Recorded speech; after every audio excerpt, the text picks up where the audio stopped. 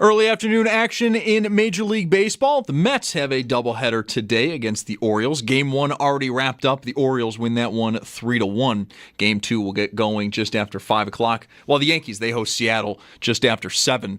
Toronto, they are off today following their 10-game win streak getting snapped last night. They'll be back at it tomorrow against the A's. Well, the Bisons, they're in Scranton tonight just after 6:35. That game can be heard on our sister station, the Bet 1520.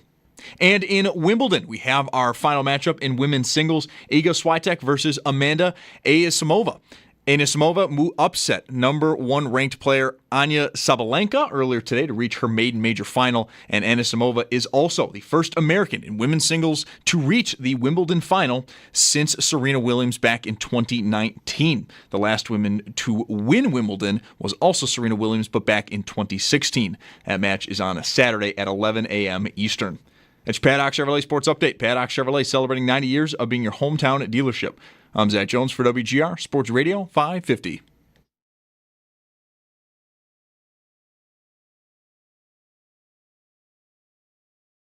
It's Mike Schopp. It's nothing you did. It's not you, it's me. It's not you. It's you, but you didn't cross me. And the Bulldog. Why did I choose? Why did I just stay in school? On WGR Sports Radio 550. I mean, good question.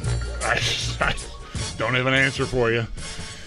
Okay, all right, everyone. Hi, let's do this thing. I am the Bulldog. Mike Schopp is off for a couple of days here. Zach, you just made, I think, well, as far as I know anyway, I don't know what sort of streaming opportunities there were, video streaming opportunities there were during your marathon NHL draft coverage, but your update was just on the stream. Oh, let's go. Yeah. Yeah, we had none. I'm like the man of mystery. I'm never on camera. You know, but there was a sort of fast food restaurant giant water bottle thing sitting in the middle of the shot. So I moved that. So I'm not trying to help you, G, necessarily, but I moved it. So if you need to show Zach again later, we'll be. There he is. Yeah. And that looks much better without that. But the bottle it was like half of it, and you couldn't really tell what it was, and it looked weird. G let me know. He's like, you might be on camera today, and I'm like, well, at least I did my hair up. Like usually I come in hat. And we got to make do with Mike out for a couple days here. So gotta do what we got to do. You got to do what you got to do is right. Glad to have everybody with us. We have, I think I got a fun listen and participation show set up for y'all. However, I'm already calling it audible on myself for this opening segment, which I'll get to in a second. A couple of our favorite guests. Do I say that every time I'm alone? I don't know. Matt Waldman, that's a highlight it's 3-4 times a year he's on. Same for Matt Veram. Both of them are going to be on with us today. 4 o'clock for Waldman, 5 o'clock for Veram. Veram, SI Now, Chiefs, NFL, and Matt Waldman, rookie scouting portfolio. So we'll just buzz through, the Bills' additions and subtractions and look at the division and the conference, etc. When Matt joins us at 4. The audible I'm calling on myself because I'd want to get into the Bills and just have a sort of not a very micro conversation about them, more of a macro conversation about them, thinking about your optimism, your hope tank, if you will. Do people still use that phrasing? I think that's fine. I might be showing my age. That's okay. Okay. I will get to that here maybe in just a couple of minutes. I don't know how much I'll have to say about this, but I just want to mention it off the top. And I saw this alluded to maybe when the newest, most recent episode, those are the same thing, idiot, of the new season of the quarterback series on Netflix dropped. Like last week one day, it's hard to keep everything straight with NHL free agency. I turned 60, so I'm forgetting stuff. That was last week too. And then we had the long weekend with the 4th of July and everything. But anyway, I remember seeing reference to a Joe Burrow Batmobile story. Yeah. Don't adjust your sets. That I saw a headline one day last week, and now it's making the rounds on like the mainstream platforms. It's at ESPN.com, and I'm guessing this is someone saw the Netflix show before it actually debuted, so they could review it or something, and then had a story about the fact that in this episode it is revealed that Joe Burrow. Well, let me backtrack because I did do a little Googling on this. The story at ESPN.com that I saw says that the in-season Hard Knocks episode from last season is where word of Joe Burrow having interest in purchasing a $3 million Batmobile replica first came up. But the headline, the story now that's revealed in the Netflix series here this summer is that his home being burglarized at one point during last season while the team was out of town, his attention ended up going elsewhere. It kind of scuttled the opportunity to buy the Batmobile replica. And I have a couple of questions. One would be, does anyone out there have any idea what sort of Batmobile replica we are talking about that Joe Burrow could have been? Because there have been multiple iterations of the Batmobile, and going all the way back to the 60s and the Batman television show that I grew up watching after school. Like, that Batmobile is a boss, and that is a car that, I mean, I don't know that you want to be driving it around, going to get groceries, but it's more of a car than the more recent versions of the Batmobile. The I don't even, is that even the mini tank? It's like an assault vehicle / dragster or something is basically what the Batmobile is becoming. And technology, right? In the 60s, the Batmobile was equipped with some pretty cool features. Really kind of silly stuff on the dashboard. Like, oh, I've got a fish net that we can shoot out of the exhaust or whatever. It was just nonsense. It was the Batman TV show in 1968, all right? And, obviously the technology has, grown, and the Batmobile has taken on a very different life form. I do not know, and I've not been able to find out what sort of Batmobile replica Joe Burrow was trying to purchase. I believe it is the newest one, the tank one, the one from the Christopher Nolan movies. Now what I want to tell you is that 100% checks out. Yes. Because the kitschy, the old, the vintage Batmobile that I grew up with is a cool enough car to throw the kids in and go get ice cream in. The Christopher Nolan Batmobile, where are you driving that? And how long is it until some gang of wannabe jokers in your town decide to see if you really think you are Batman? Because I think you're just asking the 60s Batmobile, oh, that's cool. I think you see a dude driving the Christopher Nolan Batmobile, and even if you're not likes to fight guy, you want to fight the guy driving. I think that's right. Right. I want to kick the out of that guy. Who does he think he is driving around in that? And to be fair, Joe Burrow walks out of it with the fur coat, and you're like, that's exactly who it is. That's why exactly it tracks that he would be the guy that would want to be. I don't know. Maybe there's lots of people that are driving around in these replicas that I don't even know about. I mean, I don't. It's not the world I exist in. But Burrow is perfect for the guy that would want to drive that around and not think he looks like an idiot. He'd love it. I think. Yeah, he'd be like, "No, this is great. I have vision one day." What I'm discovering because of this Batmobile story and Joe Burrow is that, well, I got to what my overall problem with Joe Burrow is. We always talk, is he on the tier with all the other? Some people say yes. He's not my favorite style-wise, simply because he's not as mobile as the Bills guy and Lamar Jackson and Jaden Daniels, and I think that's so valuable that I would rather have a guy that can do that for me and, as proficient, as excellent as Joe Burrow is operating from the pocket, not being able to escape it and be dangerous, to me is a ding against him. But mostly it's because I've always, I think, suspected that Joe Burrow would be the sort of person that would want to drive around in the Christopher Nolan Batmobile. Yep. He I don't know, this is going to sound really, really pet. He's just got one of those faces. He absolutely has the James Spader, John Hughes movie bad rich guy jerk face. Burrow, he absolutely you could sit down to talk to him with the best of intentions, and I just feel like, well, his nickname is Joe Cool. He's just going to be too cool to even be bothered with whatever it is you have to ask him. He's Joe Burrow. He's just got that look. More than any of the other guys at the top of the mountain right now in the NFL at quarterback, like Burrow has just got that. He annoys me, man. There, it's it. He plays for the Bengals. Style points. He's not as athletic. No, it's his face. I don't know. His face bugs me.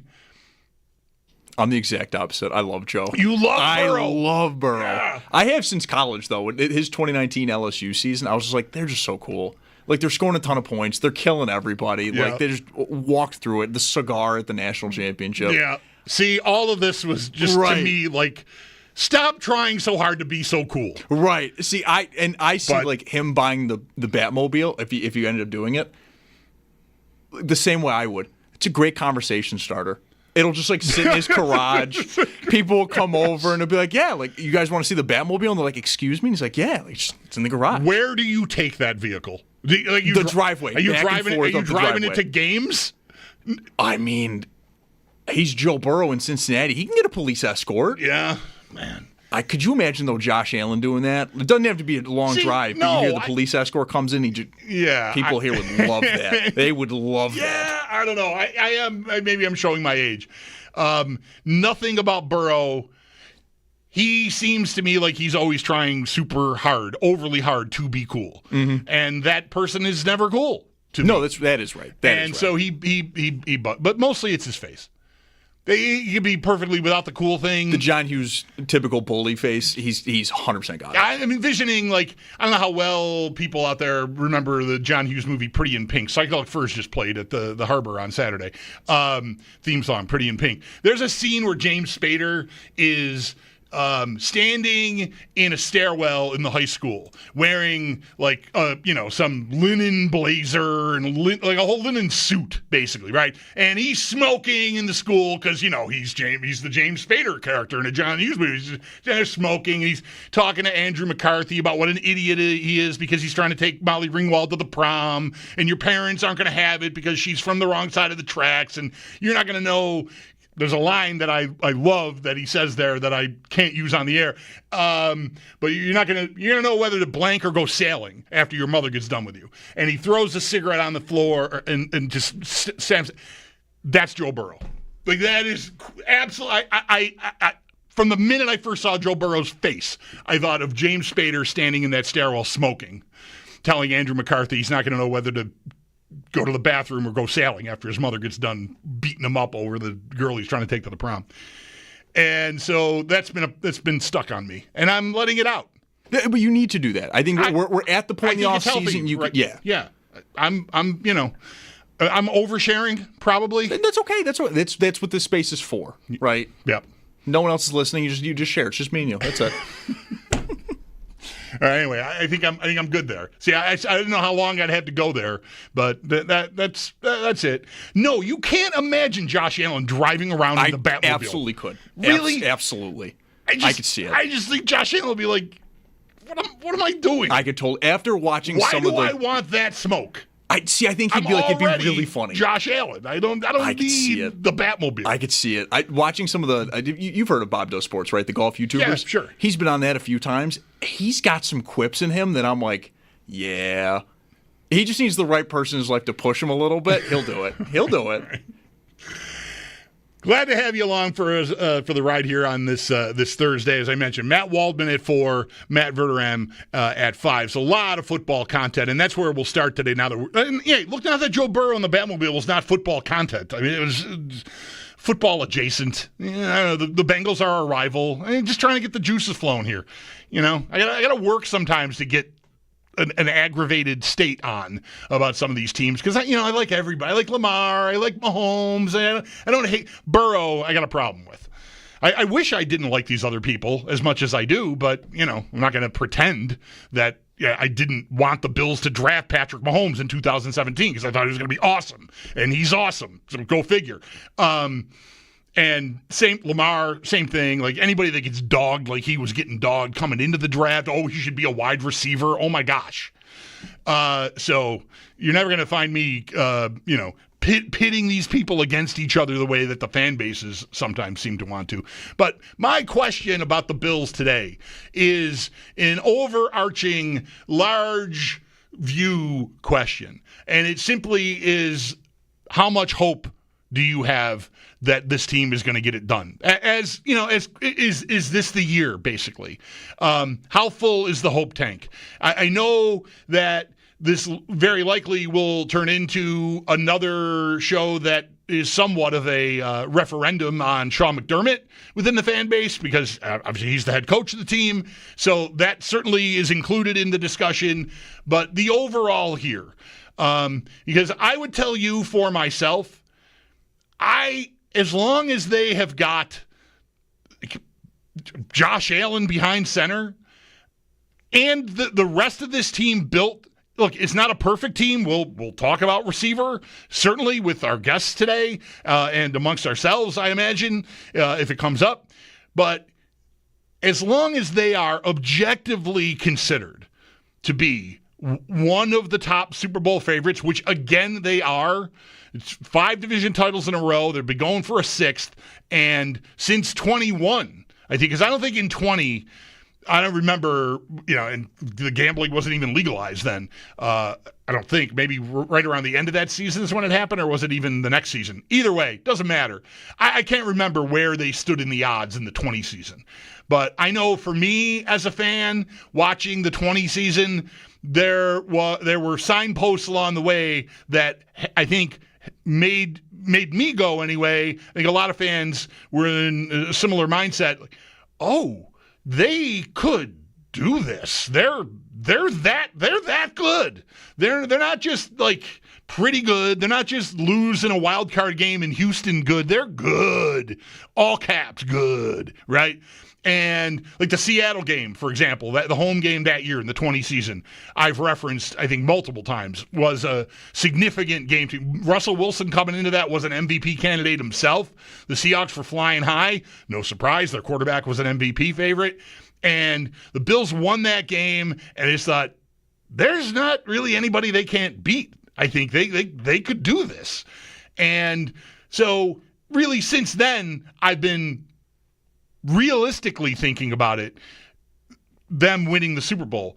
And objectively, from the 21 season on, I think they've been among the top 3, 4, 5 teams in the odds, and they are again this year. So they are a Super Bowl favorite, and as long as that's how they are objectively perceived, my hope tank is almost always full. Like I am not a person that gets sort of worn down by the failure to advance past the divisional round a few times in a row, or to keep hitting your head on the ceiling that is the Kansas City Chiefs, whether it's the divisional round or the AFC title game, like it's been twice, end of 20 and end of last year. I think as long as they're a team that should be, barring anything horrific injury-wise, that should be around at the end, one of the 3, 4, 5 best teams in the league, my hope tank is eternally on F, full. Because I don't think, to think otherwise, I believe this, means you think they're just cursed, or that because 13 seconds happened, you think McDermott cannot do it. Because any other blunders that have been made along the way, the Philadelphia game that had me so hot I wanted to fire him right then. We've all had our moments. I just haven't planted my feet in concrete there. I think smartly. So I don't think there's some fatal flaw in McDermott. Like he's not cut out for it. I don't know. It has been 8 years. I recognize that, and there is the Nick Costos little stat about 5-year windows, right? Coach and QB, if they're together more than 5, if they don't get to a Super Bowl within 5 years or win the Super Bowl within 5 years, I forget which it is, get to or win. But either way, the Bills have done neither under McDermott with Allen here in 7 of those 8 years. So we're going into year 9 for McDermott and Bean and year 8 for Allen. And I just don't think that there's some fundamental problem that is going to keep them from being the champion. I mean, they got to actually do it. They got to win the game, at the end that matters, like they have failed to do here each of these years for various reasons. But I have not seen enough to say they can't do it this way. So if you don't subscribe to that, and I recognize that some people do, you haven't been wrong yet, and maybe you'll never be wrong if you're out there going, dog, he's never going to do it. He doesn't have it. Okay, why? Because 13 seconds, this one time out, this review, this, that, whatever. I mean, they've built a juggernaut of a team here year over year and have a monster RoboCop freak show at quarterback. Of course they can win it. So I go into each year, each summer, I'm sitting here. I feel like at some point in the summer when Mike is off, I usually end up here, talking like this. I like to feel it. I often get more phone calls when I'm in here by myself because we're not just talking and talking and talking. It might sound like I would, more like I need you to call or want you to call. We always want you to call. But anyway, I like this subject. Because it just gives me an opportunity to sort of get in touch with, as few people as I'll talk to on a given day here. I mean, if I talk to 10 people today, it'll be a lot, not counting our guests.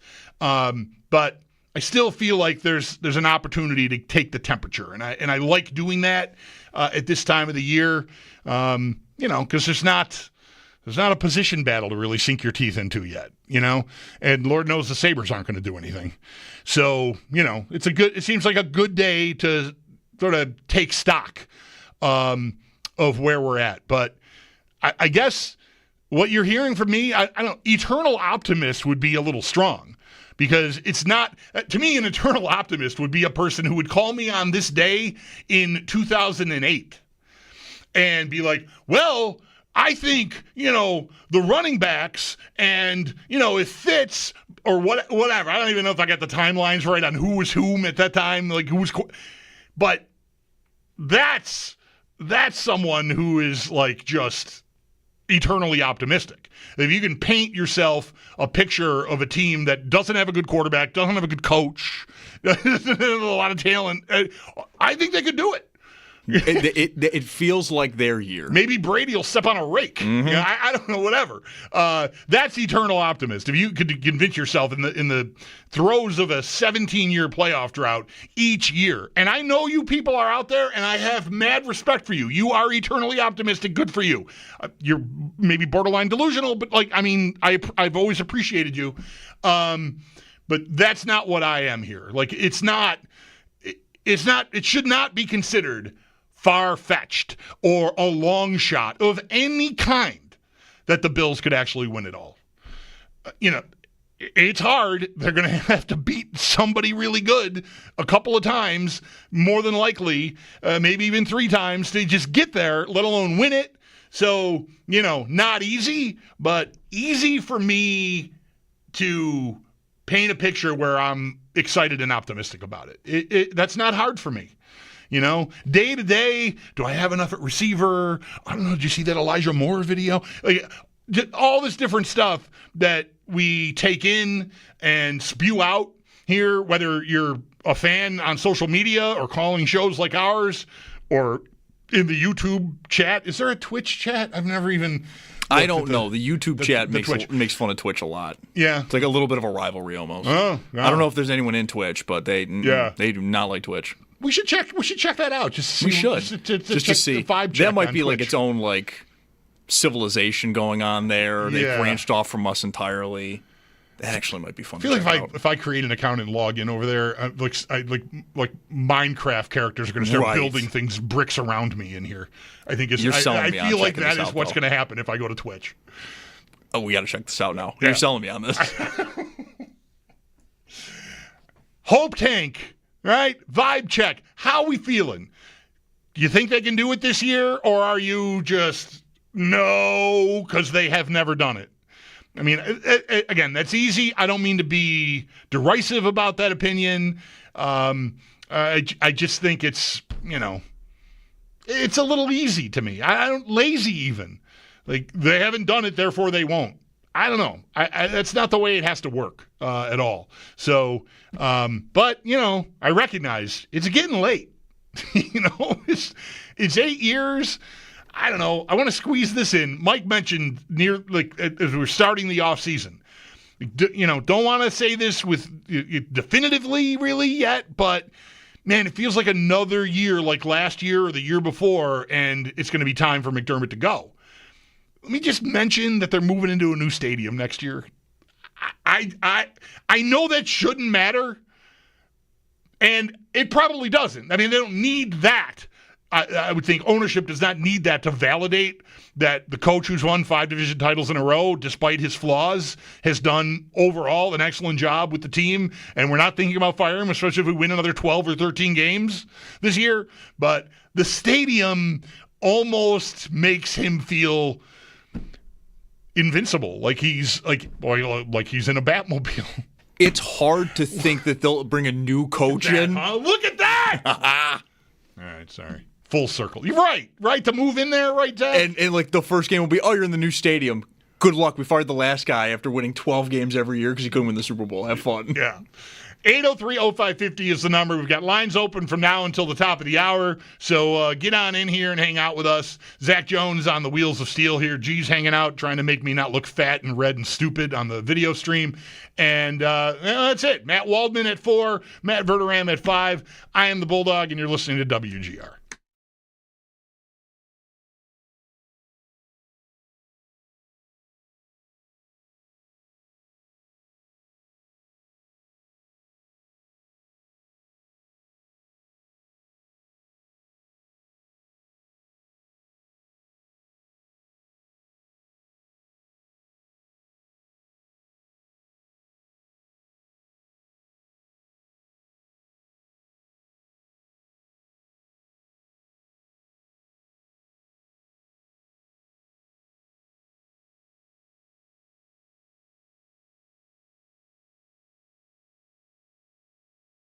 One time, 8 people have liked the video. 1,000 people are watching it at one time. 8 people have clicked the like button. And that's offensive. In that community, no. Just please go out of your way, if you must, and just click on the thumbs up. Do we have the thumbs up? We do. Yeah, all right. Please click the like button. Yeah. It helps to grow. I believe it helps to grow the program. Does it tell the algorithms like it when you get more likes? Does it reveal the identity of the person clicking the like? Not on YouTube. Okay, I'm going to click it then.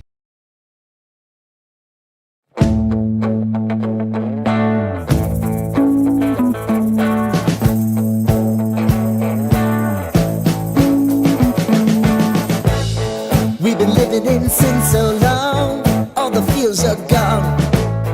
Fella stopped me on the street last night, said everything's alright. Roller coaster, make it through the day, I'm right. It seems your meal ticket is gone, but life goes on.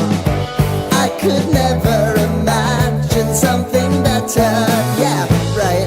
Now you're cooking on high heat in the middle of the street. Roller coaster, take me to a better time. Let's go!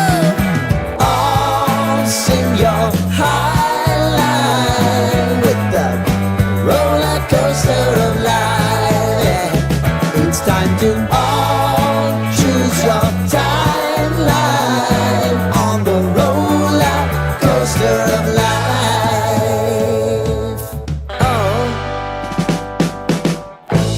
You seem to easily forget how to place your bet. When everyday life gets you down, you gotta steal the crown. Got to own it. Don't bitch and moan about it, please. God forbid you scrape your knees, and it's nothing to sneeze at. Oh, I've told you over and over again. You gotta get both hands around it and make your own plans. Roller coaster, it's taking over, it's about time. Oh, all sing your high line on the roller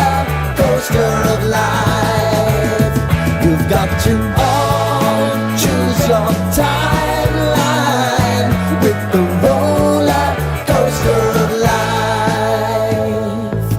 Roller coaster.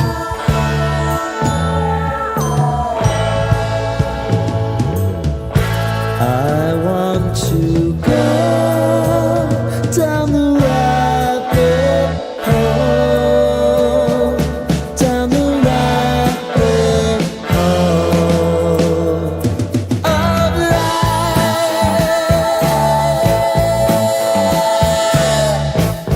And now it's about to leave. Oh, roller coaster.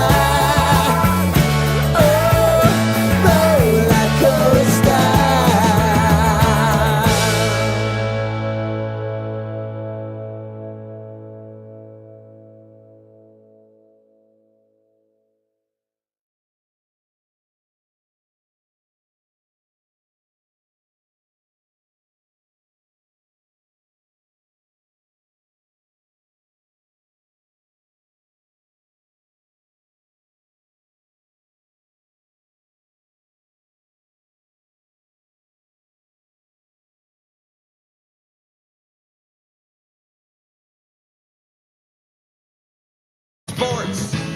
It's Mike Schopp.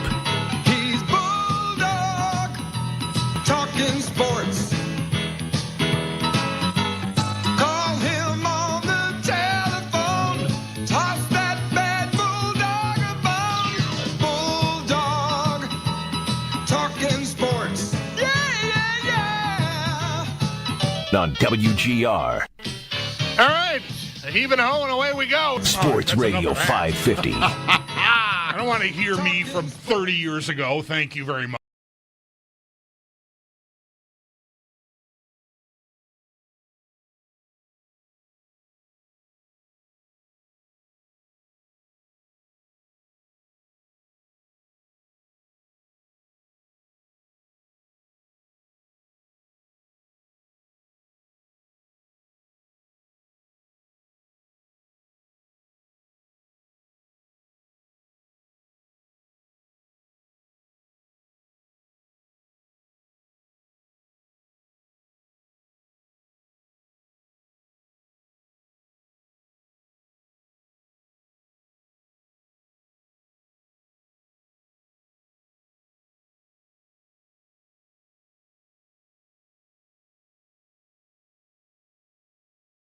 I don't think the Bills will ever win with Sean McDermott as the coach. Same goes, by the way, for John Harbaugh and Lamar Jackson, same draft. We have never seen quarterback-coach pairings together for this long that haven't won yet that end up winning a Super Bowl. I know, like, Bills fans don't want to hear this, but, like, this is the truth.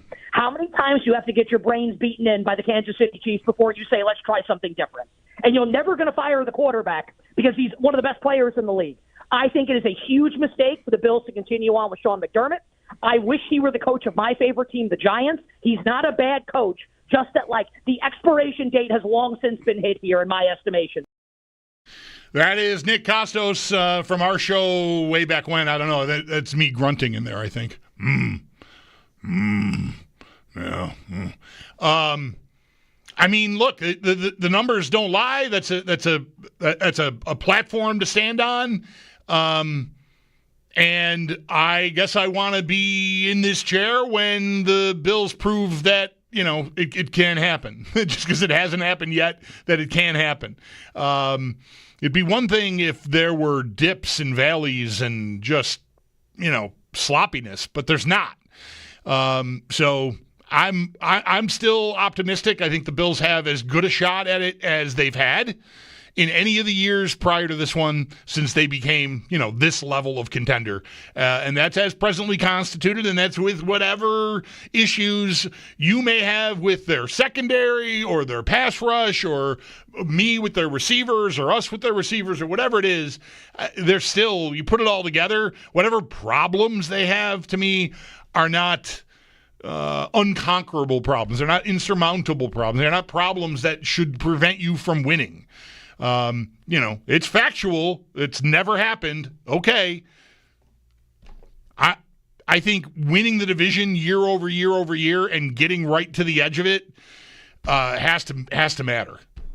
So I'm still for staying the course myself, and I know that gets less and less popular as we go.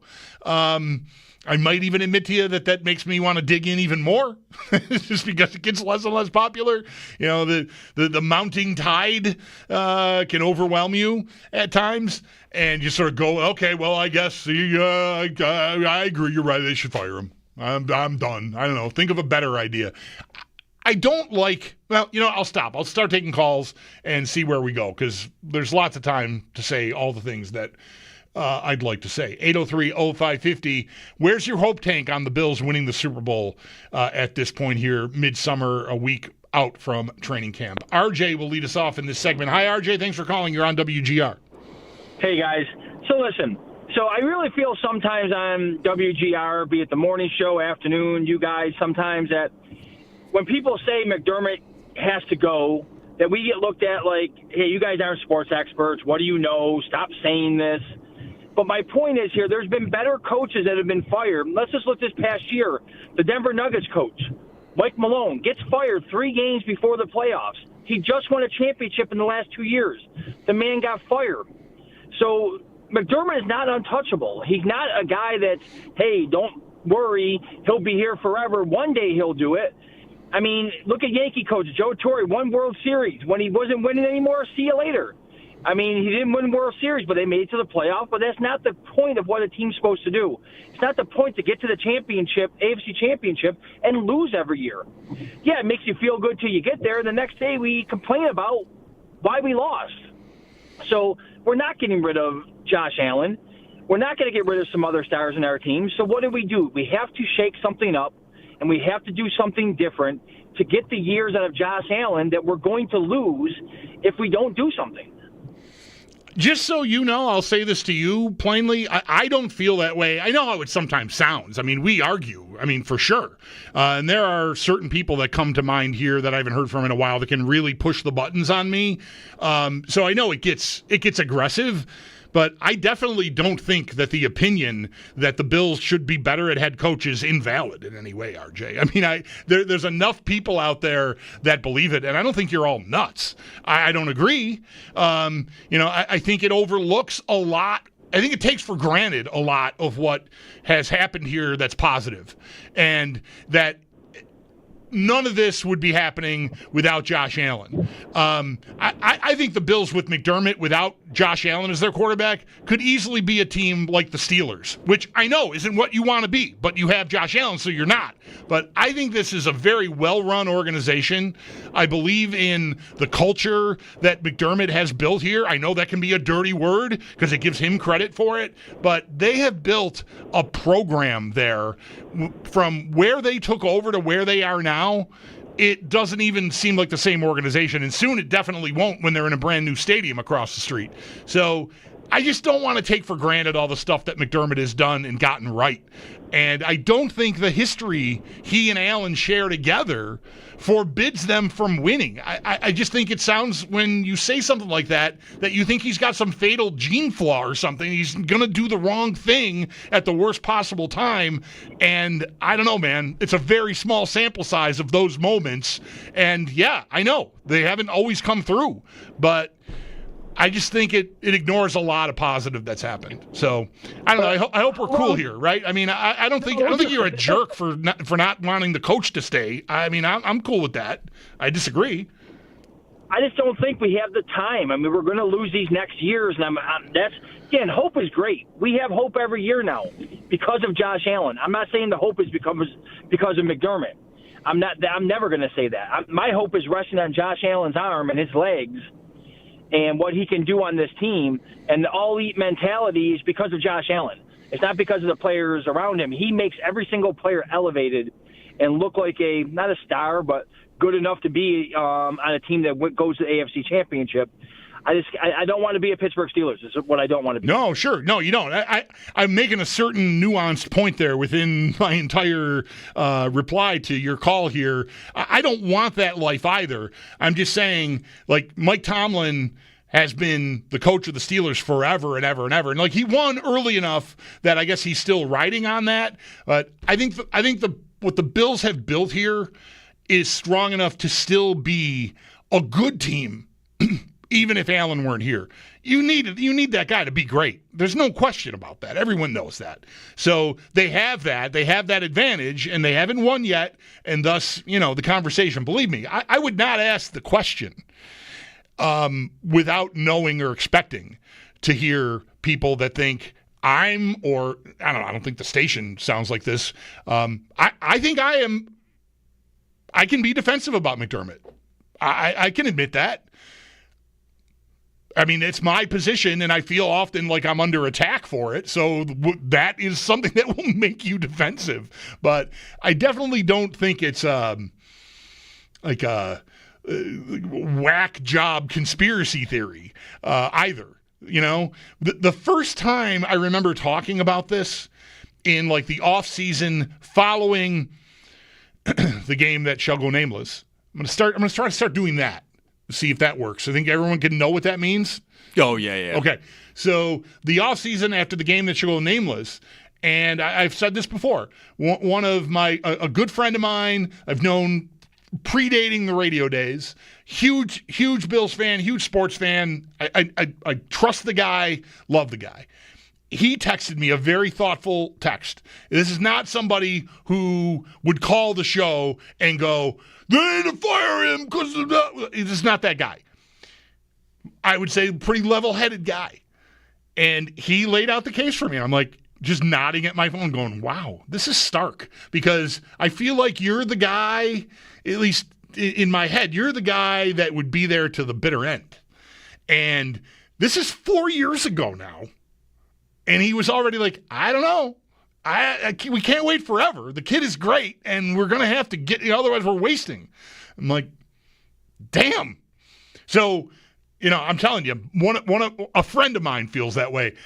I don't think he's a jerk. I don't think he's a wingnut conspiracy theorist. I mean, I got you. I hear you out there. Andrew is next up. Hi, Andrew. Thanks for calling. You're on the air here on WGR. Hi, Bulldog. I'm for staying the course. I think McDermott has been, statistically one of our better coaches that we've ever had. People have to account for improvement. There has been improvement. And I really hate this stat about no coach QB pairing has been together this long and never won it before, because these so-called stat nerds a lot of times fail basic statistics. All right? I mean, 59 Super Bowls is still a relatively small sample size. And, my question is, out of that sample size, how many QB coach pairings have there been? What is the actual sample size? And I just think that with stats like that, it's never happened before. It's never happened until it happens. So that's what I got to say. All right. Thank you, Andrew. Appreciate the phone call. 803-0550 is the number if you would like to get in and be next.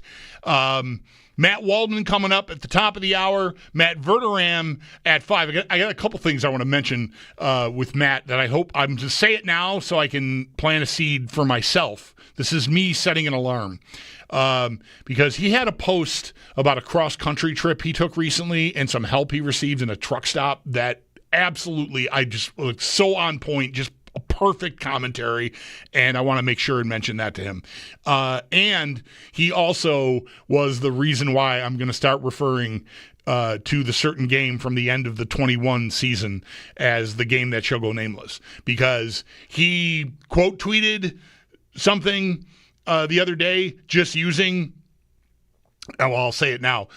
13 seconds was the quote above the tweet. I don't remember what the context was, and it made me hurt when I saw it. I was just like innocently cruising through Twitter, and I went, ugh. And I feel like there's somebody out there every time it comes up every day at some point or another for some reason or another that same thing is happening to. So I want to try to ease your pain. I want to try to not do that to you every day, because Matt did that to me yesterday and the day before, and I was like, I got to stop doing that to people. I don't like how it feels to have it done to me, so, do unto others, yada, yada. Anyway, Waldman at 4, Veram at 5. Your call's next. 803-0550, again, is the number. Mike is off today along with Zach Jones. I'm the Bulldog, and this is WGR.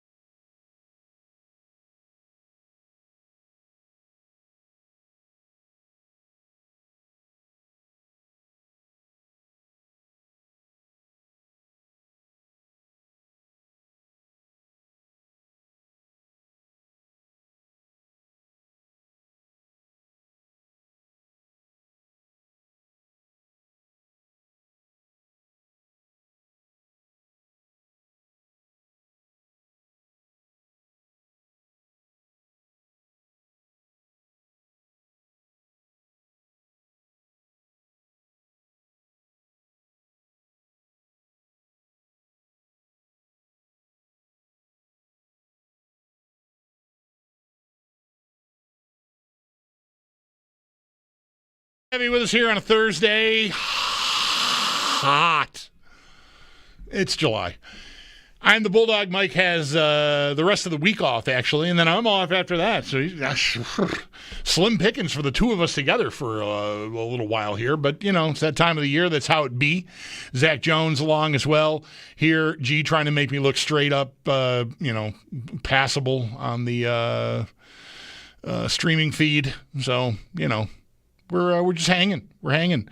Matt Waldman coming up at 4. Matt Veram coming up at 5. So lots of football going to be coming your way throughout the afternoon and into the early evening. Wanted to mention this story. I have a new favorite tennis player, and her name is Amanda Anisimova. She is American, and she is in the final at Wimbledon after knocking off world number 1 Arina Sabalenka this morning, afternoon, whatever. 6'4", 4'6", 6'4".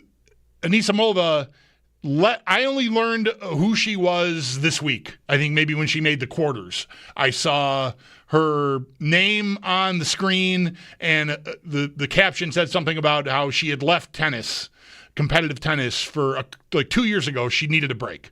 Mental health was taking a beating, and she needed to leave and reset.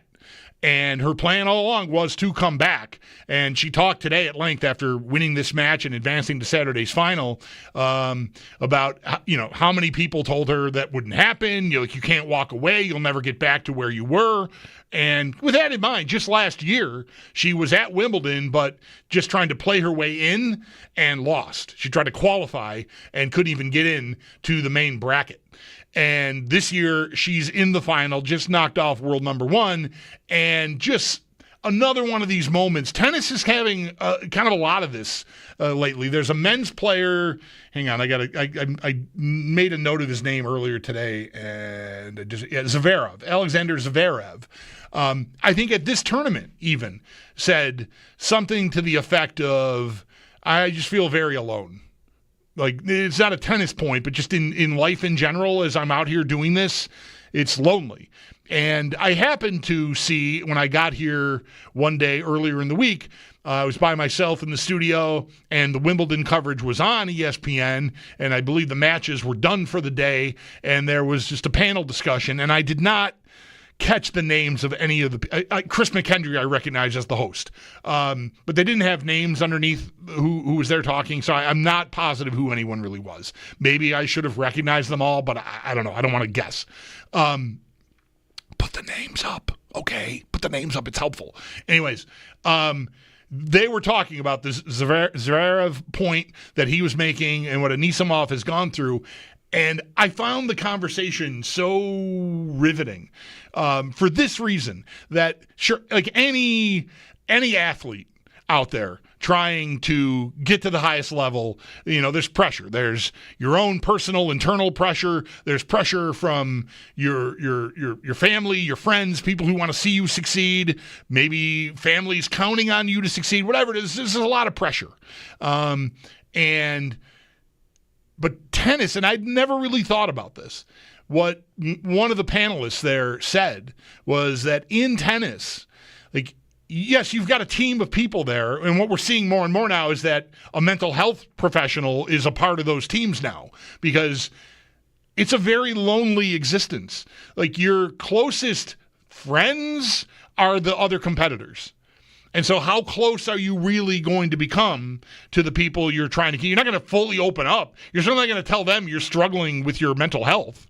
It's not something you're going to talk about to someone you're going to be playing next week or the next day.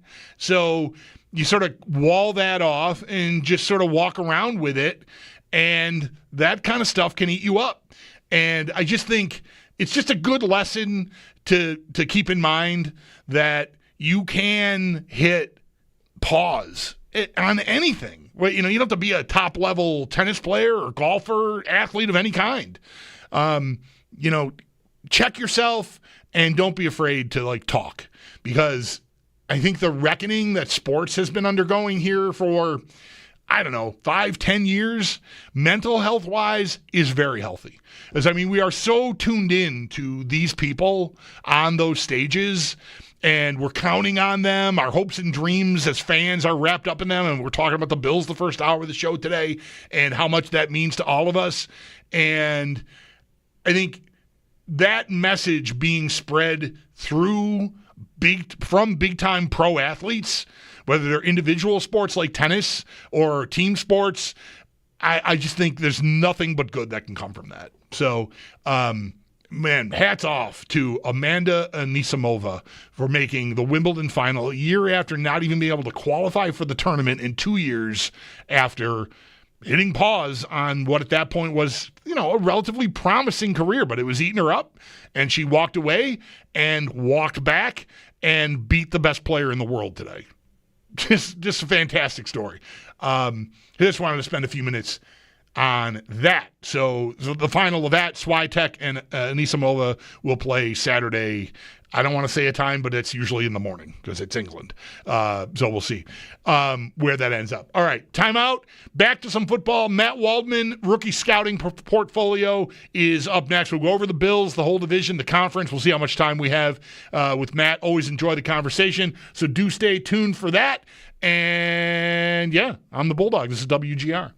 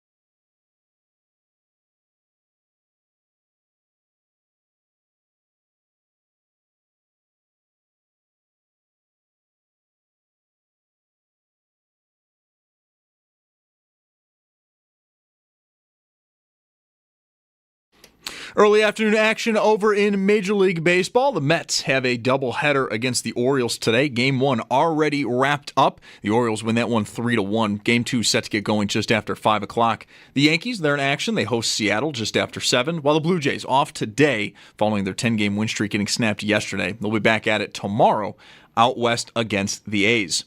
Bison's in Scranton tonight just after 6:35. That game can be heard on our sister station, The Bet 1520.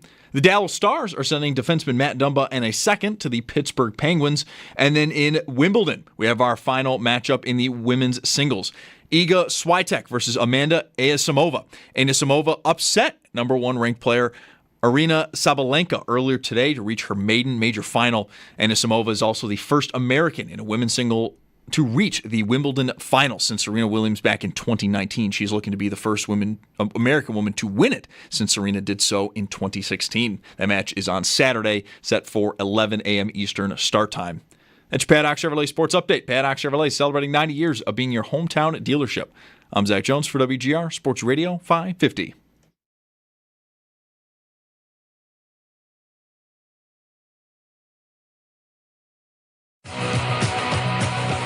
It's Mike Schopp and the Bulldog. All right, what's the report from outside? I was outside for maybe 3 minutes. I counted 8 Q-tips. It's got to be one person that just throws their Q-tips out the window when they're done using them in their cars. It's Mike Schopp. One person? More than one person using Q-tips and throwing them outside? I don't think I use 8 Q-tips in a year. I think I've never used 8 Q-tips. And the Bulldog. What the hell is going on out there? I don't think I want to work in a place where people roll their windows down if they're using Q-tips for Lord knows what and just throw them on the ground. Well, you do. What, is it the 70s? Oh, that's not very nice. It's Mike Schopp and the Bulldog. Driving on the highway 65 miles an hour. I get a little left in my soda from the fast food drive. Out the window. That was the 70s. Who gives an F about anything? Throw a burrito out the window. Nothing matters. 2025, what are you doing? On WGR. Throwing Q-tips out of your car. Sports Radio 550. Yeah, we try to get to the bottom of all the weighty societal issues here on this show. It's a well-rounded program. I'm the Bulldog. Mike Schopp is away today and tomorrow. Zach Jones alongside. We go now to the West Her Hotline for one of our favorites. I don't know, semi-regular? Was this 4 times a year, Matt? I don't know. I don't want to get us in trouble for calling you too often, but we always love when Matt Waldman answers the bat signal for us. Matt, how's your summer going? Oh, it's going great. I'm getting a chance to go to Hades, otherwise known as Arizona, to go see my dad for his 80th birthday this week. Well, that's awesome. So we'll see how that is. But it's not as hot as Georgia. It's hotter, but not as humid. So it'll be a break from the 9th gate that I live in. Right, rookie scouting portfolio, and you're I don't know if you've always been, but you're in the fantasy space more prominently. I feel like in the last little while. Is that right?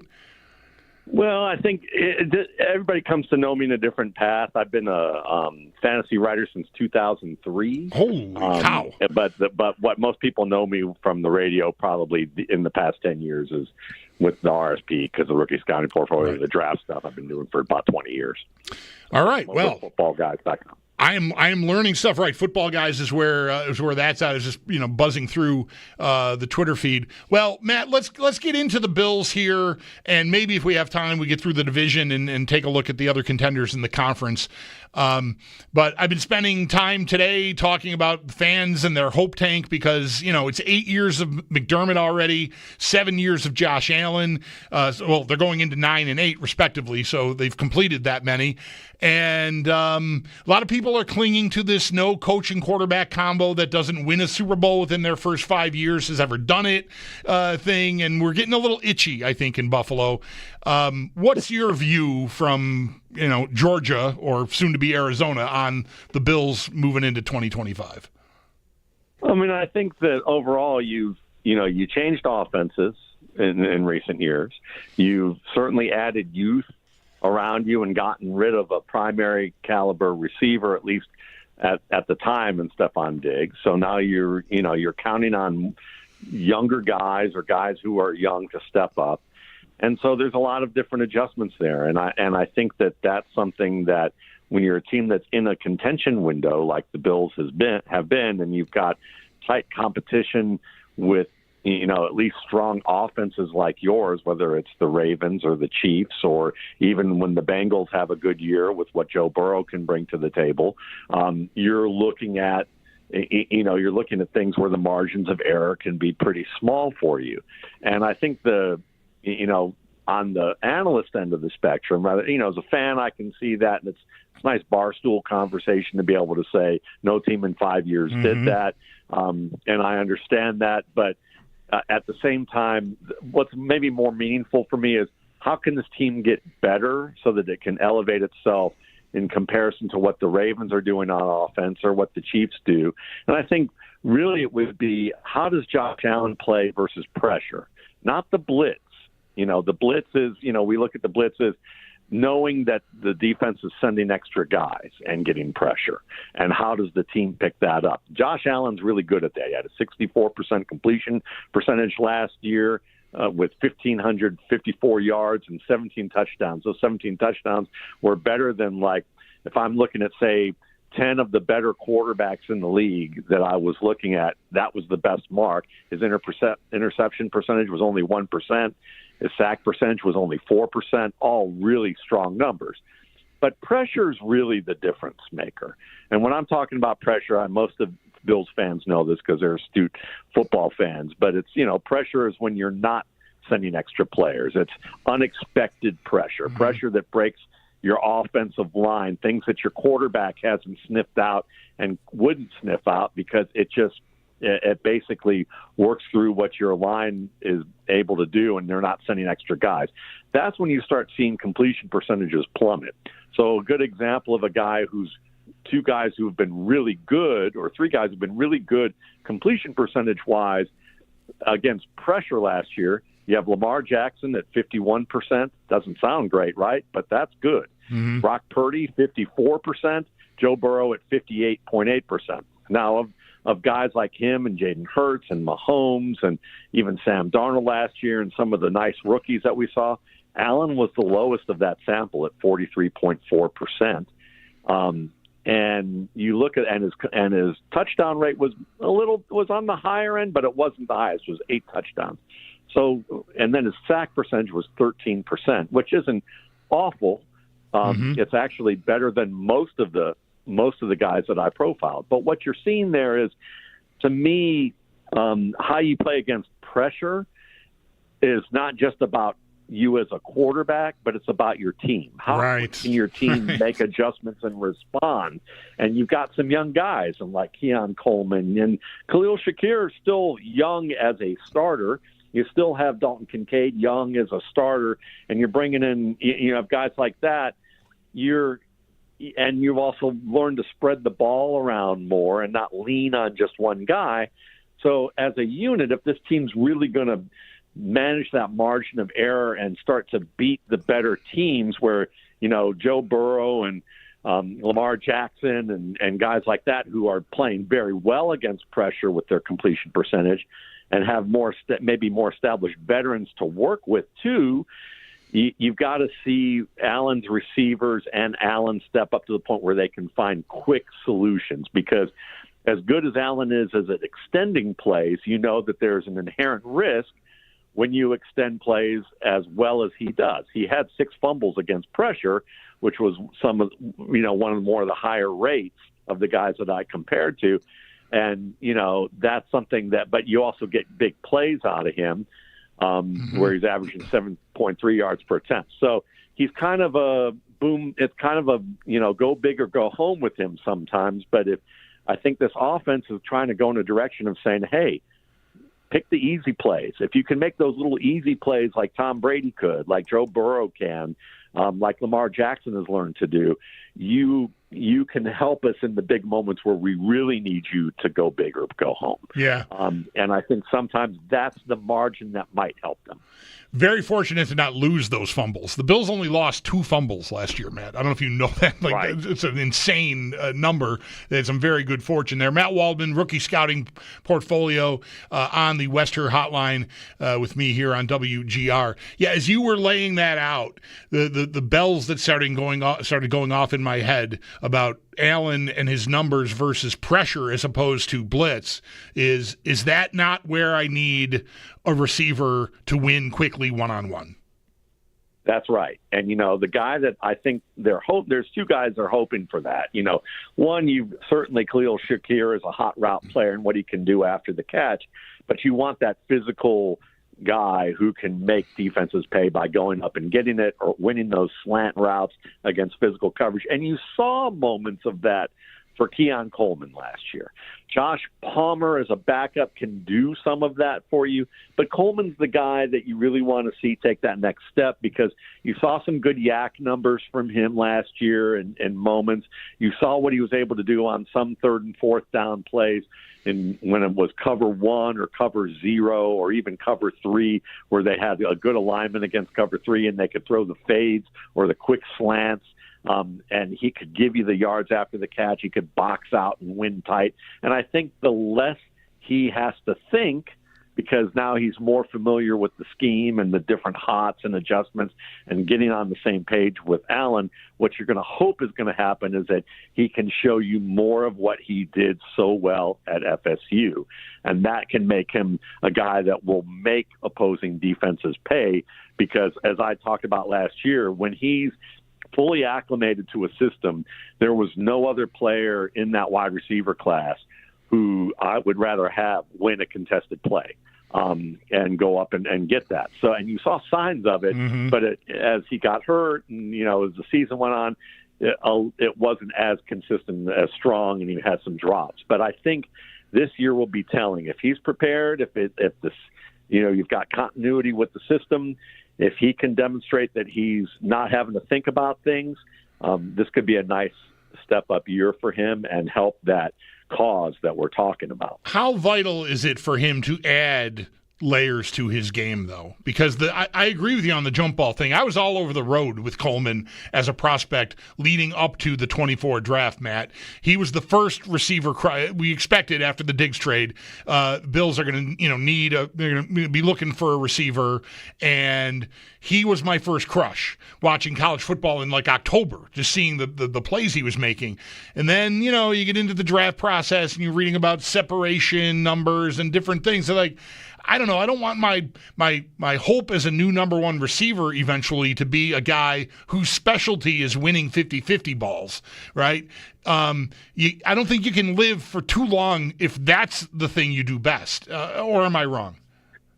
Yeah, it's a great question. And I think what we should maybe do is reframe the conversation from some of the data collectors who talk about separation percentage, because separation percentage when you scout can be helpful as a layer, but if you lean too much on it, you're not looking at the techniques that actually create separation. You're just looking at the results of whether he did or he didn't. And then people can say, well, he's not a good separator when actually he can develop into a good separator, or he's a really great separator, and you realize that actually, you've got people like Steve Smith looking at Tetor McMillan and literally drawing memes of guys hitting themselves in the, in the groin, basically, as a response to them drafting him because he doesn't think he can separate. And I would agree that there's some issues there.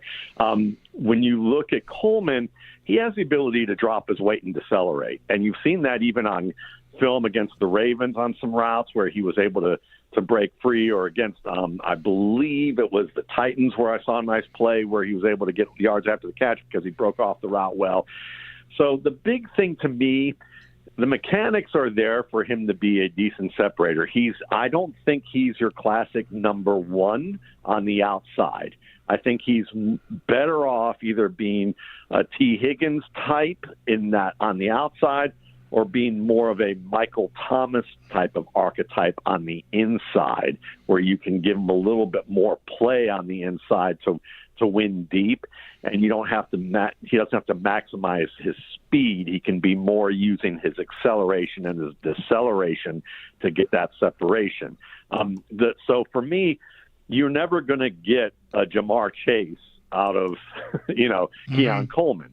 But you might be able to get a better version of T. Higgins, the version that fans think is a number one receiver in his own right if he went somewhere else, but actually be that kind of player playing inside out. And that the key thing for him is going to be making sure that he and Josh have that telepathy of understanding what the coverage is showing and what they both want to do, and be able to be on that same page and do it instantaneously. The better he can do that, the higher upside his game is going to be. Matt, while we're here, the rest of the receivers, you mentioned Josh Palmer there. That was a free agent signing, not a bank-breaking signing, but still for the Bills, like a significant outlay. Where do you see him fitting in? I assume that the starting three, when they have three receivers on the field, will be Palmer, Coleman, and Shakir. I don't know what they'll do with their tight ends and all that. They got a lot of pieces, and everybody eats. But how about Palmer specifically? What sort of player do you think the Bills got their hands on in signing him as a free agent? I mean, I think he fits kind of what's the general bag of this, of the basically the general toolbox that this wide receiver core is, which is guys who can run after the catch, guys who can win on contested plays as needed, but not necessarily great separators downfield in terms of what they have to offer. They can win separation off play action, off of plays where they can work behind the defense on slower developing plays. And I think that these are all options who do a good job of being able to be complementary players for a quarterback who's being asked to distribute the football quicker to more guys, to not lean too hard on one player. And they've had success with that last year.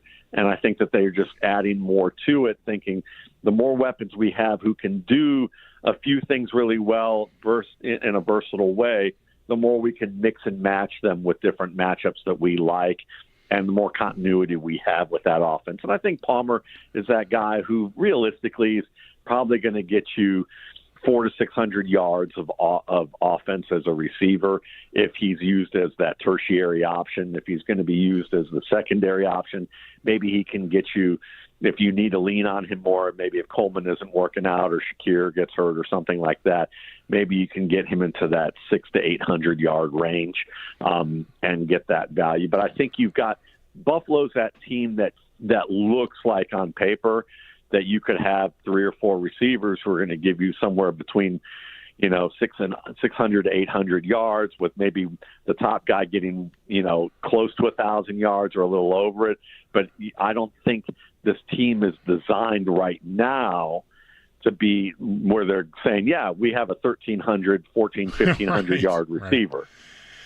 How about Elijah Moore? That wasn't at the front end of free agency. It was the day or two after the draft, actually, that the Bills signed Elijah Moore. And I feel like with your background, Matt, like the draft and prospect ranking and even fantasy, Elijah Moore, I feel like was something of a folk hero in those communities for the last few years. Like it was sort of waiting for him to blast off, and it has not really happened yet. Is there still a player in there that the Bills can be really happy they got their hands on, or do you think it's been just a lot of hype? Yeah, I mean, I think that it's been a little bit more hype than it should have been, and I think that's because, everyone likes to look at running backs who catch wheel routes, and they think that they got the next Marshall Faulk or Christian McCaffrey or even Austin Eckler, and what they really get is Shane Vereen and a bunch of guys like that who can be decent but not unbelievable.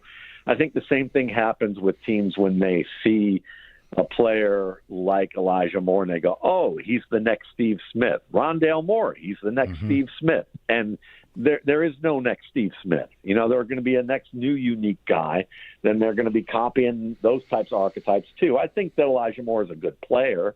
I think that he's someone that you can get good zone play out of. If you wanted to use him more as a runner or a more of a gadget type of player who can give you some work on perimeter runs and RPOs, you can get a lot of that out of him, and that could be helpful. And I think he makes a good player who, again, is redundancy. If any of the players that, if Shakir or Palmer get hurt, you can put him in those roles, and he could do good work for you, and he can be productive, and then the fantasy crowd can go, see, I told you this is what we got, Right. But I don't think, the the contested fade routes and things like that you saw him do at Ole Miss, that's like things he could do there, but you're not leaning on him to do that at this level. And he's not a mismatch that way. So yeah, that strength and positioning is like, oh yeah, that's good. It's a nice parlor trick in relative to what he actually is on an every down basis. So good player for the depth chart, not really a guy you're going to look at and go, oh, he's a 1,200-yard receiver in the making. Mm-hmm. Matt Waldman, rookie scouting portfolio and Football Guys senior staff writer on the West Her Hotline for just a couple of more minutes with me here on WGR. So the division, would you expect a pretty smooth trip barring anything freakish injury-wise? Or do you think the Patriots are objects closer than they appear in the mirror? Because I don't feel great about the Dolphins. I want to hear what you think, and the Jets, I think, are starting over. Yeah, I mean, I think the Jets are. I think the Jets remain the horror show that they've been, and they've got Jeffrey Baratheon basically as the owner's son or grandson playing Jeffrey Baratheon from Game of Thrones over there. Even though the father denies that, so we can safely ignore them for now. And then I think you're right about Miami. It seems like a situation where, even if the skill players rebound, how's the trench work there? And I think that's the trench work and being able to stay healthy at quarterback. That could ultimately still be a downfall that we're leaning towards and wanting to see if they prove us wrong. Yeah, I mean, certainly New England, you can see that they have, second-year quarterback who did pretty well first year. In Drake May, but still you want to see that offensive line get better, him do a better job against pressure and blitzes, and he still has a young receiving core, and this team is still like trying to get out of the idea that not every receiver is a slot receiver. Like that's been New England's downfall, that they can only pick slot receivers or variants of that. And their leading receiver was Kayshon Boutte last year in terms of as an X, and he's way better off as a slot receiver or a flanker slot combo, and they stuck him out at X. It's a miracle he played as well as he did out of his element. And so with Kyle Williams being that hot rookie, who can certainly separate. We'll see if he can hold on to the football when the lights come on, because he clap attacks a lot of stuff. But I think that it's still an adjustment year for this team. They still got to find themselves. You're going to see big plays, but I think you're going to see a much more of a boom-bust team that may start hot and finish flat, or the opposite. So I think it is smooth sailing for the division. It's just who they face in the playoffs and how healthy the Bills will be and how healthy their competition will be. Rather than just ask you about the Ravens and the Chiefs and the usual suspects here, contender-wise, is there a team that you see in the AFC coming, I don't want to say from the back. I mean, the Chargers and the Broncos were both in the playoffs last year. I think they're reasonable answers for this. Whether they can unseat the Chiefs is another matter, but they look like they're heading in the right direction. I don't know, the Bengals missed last year, but they're still the Bengals that went to the Super Bowl a few years ago, mostly. I mean, Burrow, Chase Higgins, like that's the guts of it, I think. Yeah. What do you think of the Bengals and maybe the Chargers and the Broncos, Matt? Broncos.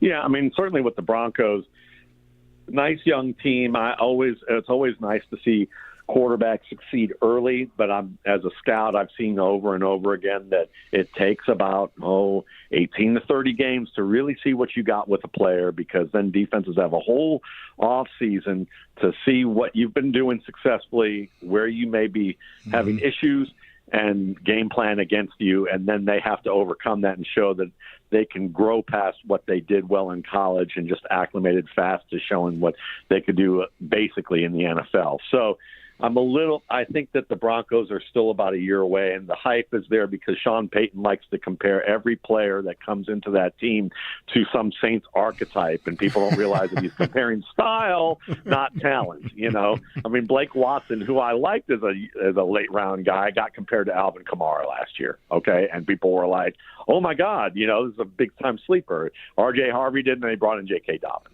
So this is a good team.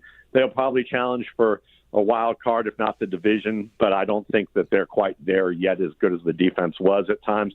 The Chargers, I'm not, you talked about them. I'll just say briefly, I have, just you look at the track record, Lad McConkey aside, if you look at the 49ers track record with, Jim Harbaugh and Greg Roman back then, they did not pick very good skill talent. I don't think they pick very good skill talent now in terms of what they do.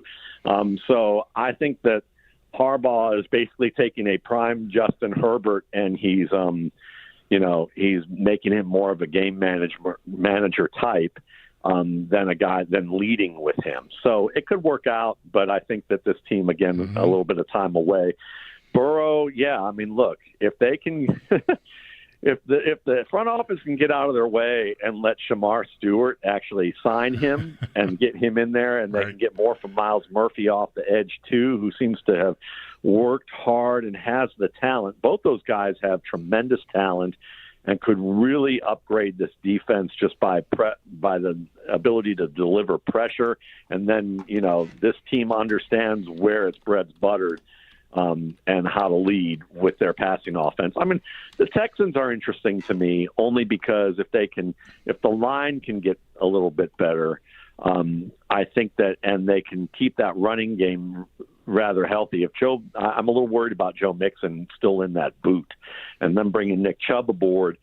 If Chubb somehow has something left, to deliver, this team could be interesting from that perspective, especially in a weaker division right now where there's still, a lot of questions with all of those teams and youth or just unsettled quarterback situations. The Texans might have an easy ride and some confidence heading into the playoffs, and if they can stay healthy, they can make some noise. Matt, I appreciate the time, the info, as always. Enjoy your trip to not-so-humid Arizona. Happy birthday to your dad. And thanks for always answering our call, man. We really appreciate it. Man, it's always a pleasure, and go Bills. All right, Matt Waldman on the Western Hotline Rookie Scouting Portfolio, at Matt Waldman on the X/Twitter machine. Also, launched 20 years in the fantasy space, Football Guys senior staff writer. They're going to play. If Mike were here, I would have gotten smacked for not knowing that about Matt. But anyway, love the info from Matt. We'll take a time out here and sort of unpack some of that. The receiver room, where it all is going to fit together. I'll make sure and mention Elijah Moore's workout video again because everybody's just gushing over that. Oh my God, look at the little pellets of turf flying. I'm making fun, yes. 803-0550 is the number you want to get in. We'll reset the conversation about the Bills and your hope tank as well as we go. So please do join me. Mike is off today. I am the Bulldog along with Zach Jones. You're listening to WGR.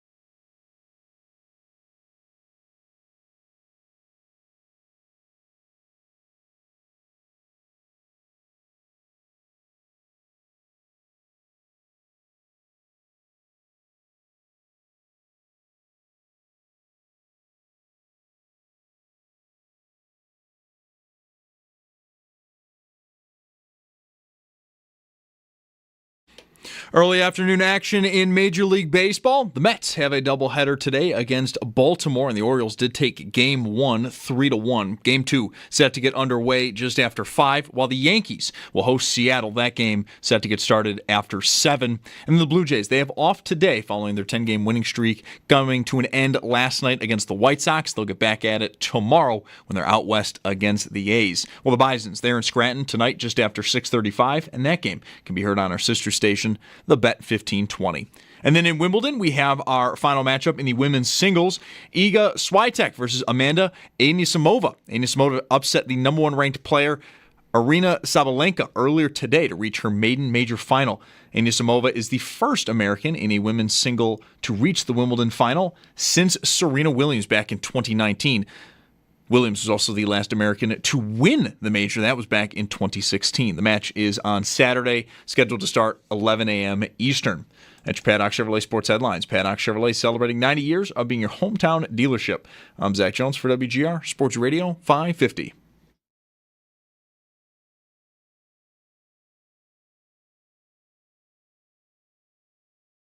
When you look at Coleman, he has the ability to drop his weight and decelerate. And you've seen that even on film against the Ravens on some routes where he was able to break free, or I believe it was the Titans where I saw a nice play where he was able to get yards after the catch because he broke off the route well. So the big thing to me, the mechanics are there for him to be a decent separator. I don't think he's your classic number 1 on the outside.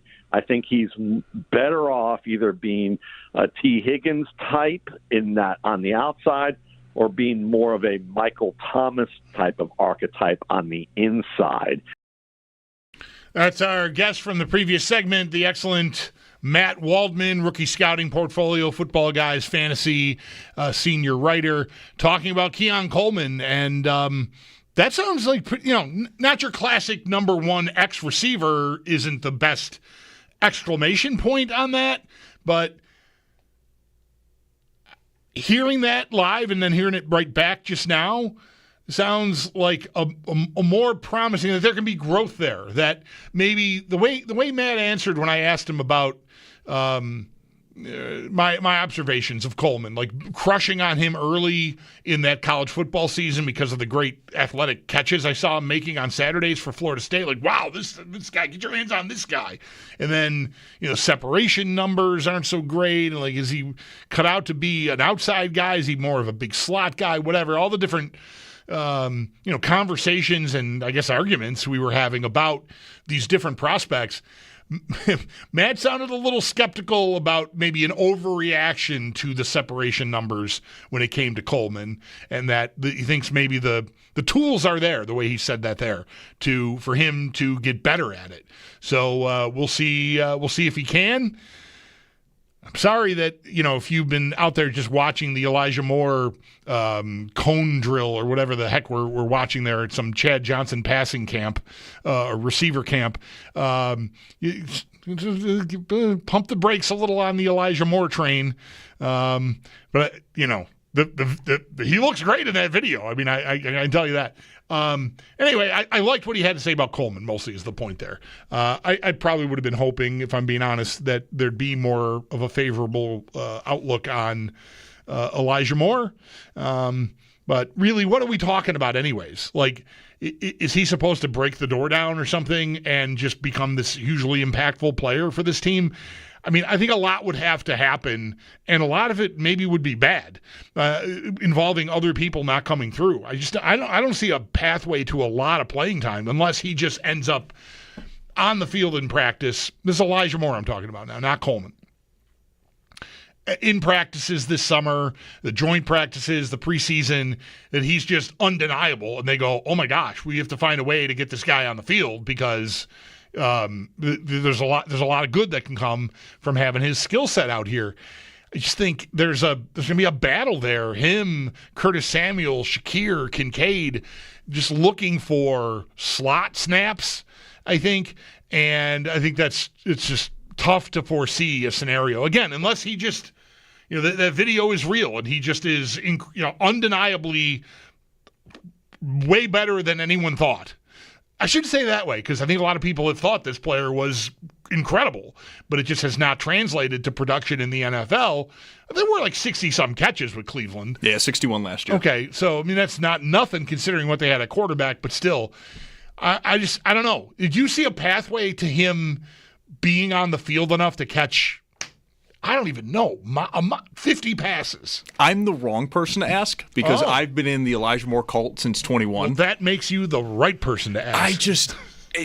Everything you say is absolutely right. Like, I was even kind of like working myself into a stupor this morning because like the video is exciting, but like I've liked the player since he was at Ole Miss. Yeah, it's just like even Curtis Samuel once he was healthy, like he dealt with turf toe, and I always go to Eric Wood on the pregames talking about turf toe, going like that does not explain the injury. It is a tear in your toe. It is a serious injury. Once he got healthy, he started producing. I think he led the Bills in receiving yards 2 of the last 3 games. I'm still waiting to see what Kincaid will do if he wants to do slot snaps, if that's how they want to use him. Shakir is one of the better slot receivers. I don't know if there's totally room for him, but I think there is talent for him to elevate and to separate himself. It sounds like the story of his career so far. It's exactly the story of his career. Yeah, it's exactly the story. It's like, we know the talent's there. When he was on the Jets his rookie year, I can't remember the player, but they're like, name one of the rookies you think will be an all-pro. And he, without even thinking, he's like, Elijah Moore. Yeah. The talent is there. They've got a lot of mouths to feed. They didn't throw the ball, quote-unquote, a ton compared to how they usually do last year. But, with Samuel not really separating himself last year, Keon, I'm still so up in the air about what he could be. They're in a win-now mode. If Moore and Allen are on the same page like they were in mandatory minicamp, I could see that being the avenue where Allen's just like, I like throwing to him. It works. We're going to get him going. And end of story. Because even Kincaid, we're at a point now, he'll be open. Allen just can't hit him. So if it's going to be just get open and catch the ball, that's the pathway I see it being. Yeah. But I'm also delusional, and I want him to work, and I think he's amazing. I appreciate all of that. I wonder if he can, maybe the pathway, it's not there's no clear path, right? Palmer, Shakir, Coleman are the top 3 receivers on the team, I think, rolling in here. And I don't know, could Moore and Palmer be more interchangeable, perhaps? I don't know. I don't want to pigeonhole Elijah Moore as a slot guy. I know there's been plenty of that, and like he fits into this. It's easy to say, he's another one of these guys the Bills have who is really good at that, and they've got too many guys who are really good at that. But so if you could see a scenario where he takes snaps away from one of the outside guys, then there's a better path. Because even just beating out Samuel only gets you so far. It doesn't do much. Yeah, it doesn't do much at all. Samuel is 4 in my head, right? And maybe Moore is 5 right now. So if he can jump Samuel, okay, then but what have I really done there? Right? And again, none of this accounts for Kincaid slot snaps and how we're going to sort that out. There's just a lot to piece together. But Moore is, despite all the hype and it being maybe exaggerated, on a team that you're looking for someone to sort of show up and, surprise, I guess. Just, I don't want to say grab hold of it because, again, there's not even really a clear pathway for this player to do that. I wonder if there's a clear pathway for any player to do that on this team with the way they're trying to do it. I suspect that if someone deserved to be targeted 150 times, that they would do it like they did with Diggs, but they don't have that guy. If that guy starts to emerge, do they then start doing that again, or do they stick to everybody eats? Because I've always felt like everybody eats is it's the sign you hang out in the yard when you don't have a number 1 receiver. Because and yes, it worked for you, but I think you're still going to want, there's benefits to having that guy. It should make it easier for everybody else.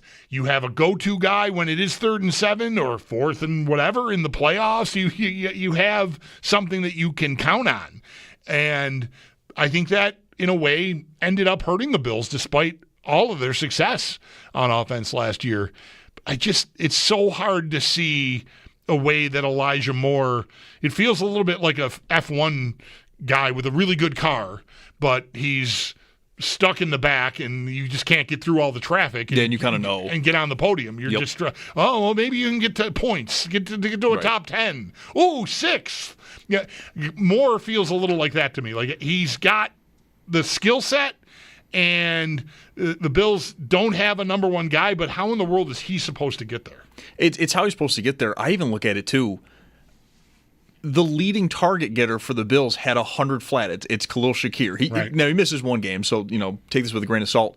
Moore had more targets than him on Cleveland, of all teams. And it's just, I can't imagine that's how the Bills want to operate 24/7. I think it works only to a certain point, like you said, before somebody elevates themselves and they go, well, that's the guy. He's earned it. We're going to keep going to him. I think the hope was it'd be maybe like Kincaid. You wasted a first-round pick on him. He's got to be the guy. Let's see what happens. Even maybe Coleman, and it never really materialized. So I think they have room for it. I think Josh has an appetite for it. Just no one has done it yet. Did you just casually say wasted a first-round pick? I'm glad you caught that. Take City. Take me down to Take City over here. I know the underlying numbers love Kincaid. I just don't think Josh does. Yeah. He's open a lot. He barely hits them. He just doesn't do it. Right. Yeah, that 10 air yards or more completion percentage to him was horrific. Yeah, it's a scary He was number. a Dorsey pick. I mean, that was how they Yeah. He's a receiver. Dorsey loves him. 803-0550. Thank you, Zach. 803-0550 is the number if you want to climb on board here. Spent the first hour talking about your optimism or lack thereof for the Bills to finally win a Super Bowl. We've gotten into the receiver room here off our conversation with the great Matt Waldman. There's news. I know this is going to sound weird on July 10th, but there's maybe some news about the NHL draft that I want to share next. I said it. Lines are open, as I said. 803-0550 is the number. Mike is away today and tomorrow, along with Zach Jones. I am the Bulldog, and this is WGR.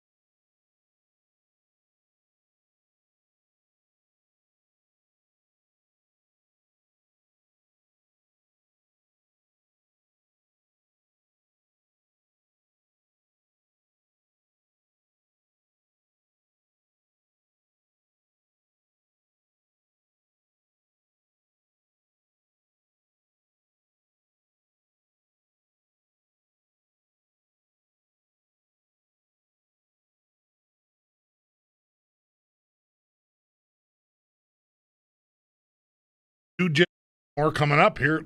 I mean, right here. Here it is. I mean, Mike's not here, but this announcer guy's not going to know that. Mike's just out sick today. He's got tomorrow off. I'm the Bulldog. Glad to have you along for the ride here.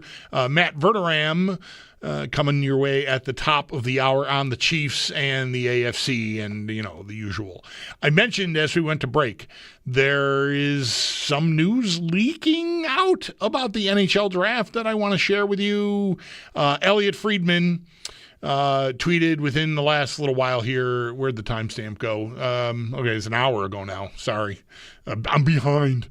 Apparently, there are reports about the future of the NHL draft. There is a vote right now, not yet completed, he says. But from what I'm canvassing, unless there is a wild swing in the few remaining to be submitted, the vote will be to stay with the decentralized draft format, which was what we had this, a couple of weeks ago, that I'm going to tell you I desperately wanted. I was very much in favor of a decentralized NHL draft, mostly because I get really tired of watching every team when it's their turn to pick on Friday night, which is, the night we're all watching the draft, the first round of the draft, parading 15 people in suit coats up there to stand there and then thanking the host city and congratulating the Stanley Cup winner and thanking the fans sponsored by some pizza place at the party at the arena or whatever.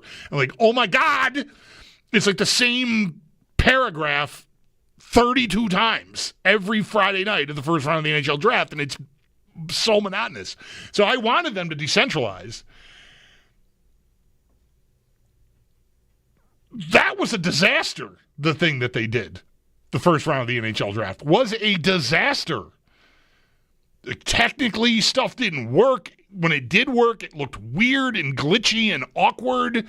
That room they went into where players were talking to the managers of the teams that selected them looked like it was, I don't know, made in a Minecraft video game or something. It was just so bad. Every level of it. Different little couches that they had to sit on with, this person and that person.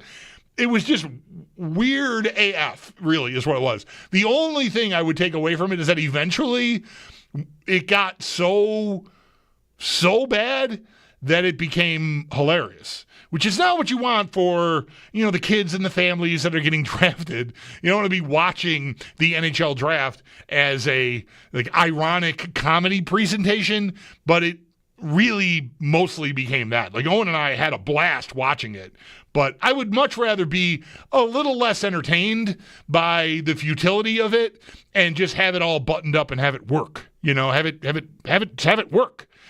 It was so bad, so NHL.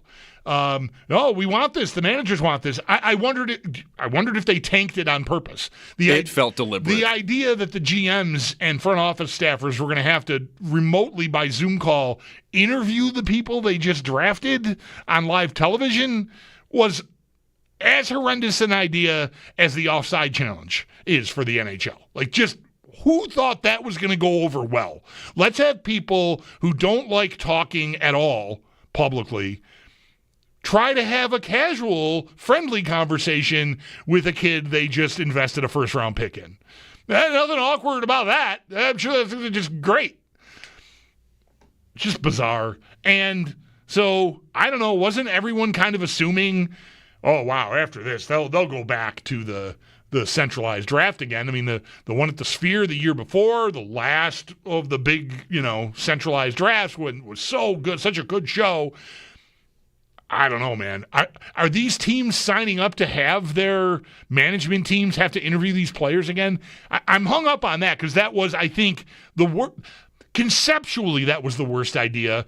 And it was also carried out looking like, one of our StreamYard feeds from 5 years ago. It was just so bad. What are you doing? That it has to work for this to work. And then, even then, we're back to conceptually what a horrible idea it was. Then we'd be, why did you do this? Technically, it was fine, but it's a loser on all fronts. So, I don't know. Nothing about the NHL should really surprise you, but I'm pretty surprised to see that from Elliott, that it looks like they're voting on it, and it looks like it's going to stay the way it was this year. That kind of blows my mind after what a crap show that thing was. All right, we're up against the clock here. We'll hit a timeout, and we come back. More football. Matt Veram, big on the Chiefs, but covers the whole league for SI Now, and he'll be our guest coming up right after this. Mike is off today, along with Zach Jones. I'm the Bulldog, and you're listening to WGR.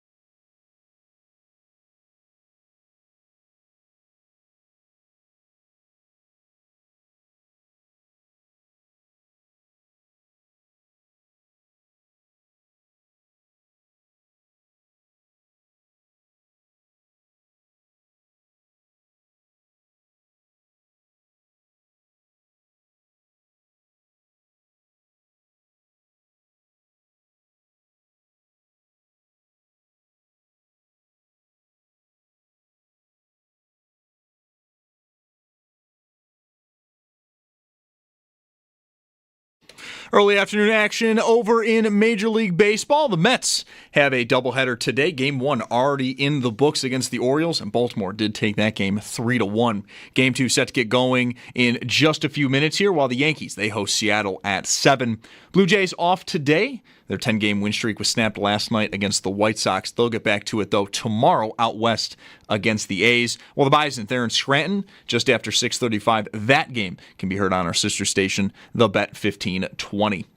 Not official yet, but Elliot Friedman is reporting the NFL draft is rumored to be continuing with the decentralized route the league took this year. And then in Wimbledon, we have our finals matchup in women's singles. Iga Swiatek versus Amanda Anisimova. Anisimova upset number 1 ranked player Aryna Sabalenka earlier today to reach her maiden major final. Anisimova is also the first American in a women's single to reach a Wimbledon final since Serena Williams did in 2019. Williams was also the last American to win a women's single in Wimbledon, that though back in 2016. The match is set for Saturday at 11 a.m. Eastern. It's your Paddock Chevrolet Sports Update. Paddock Chevrolet celebrating 90 years of being your hometown dealership. I'm Zach Jones for WGR Sports Radio 550.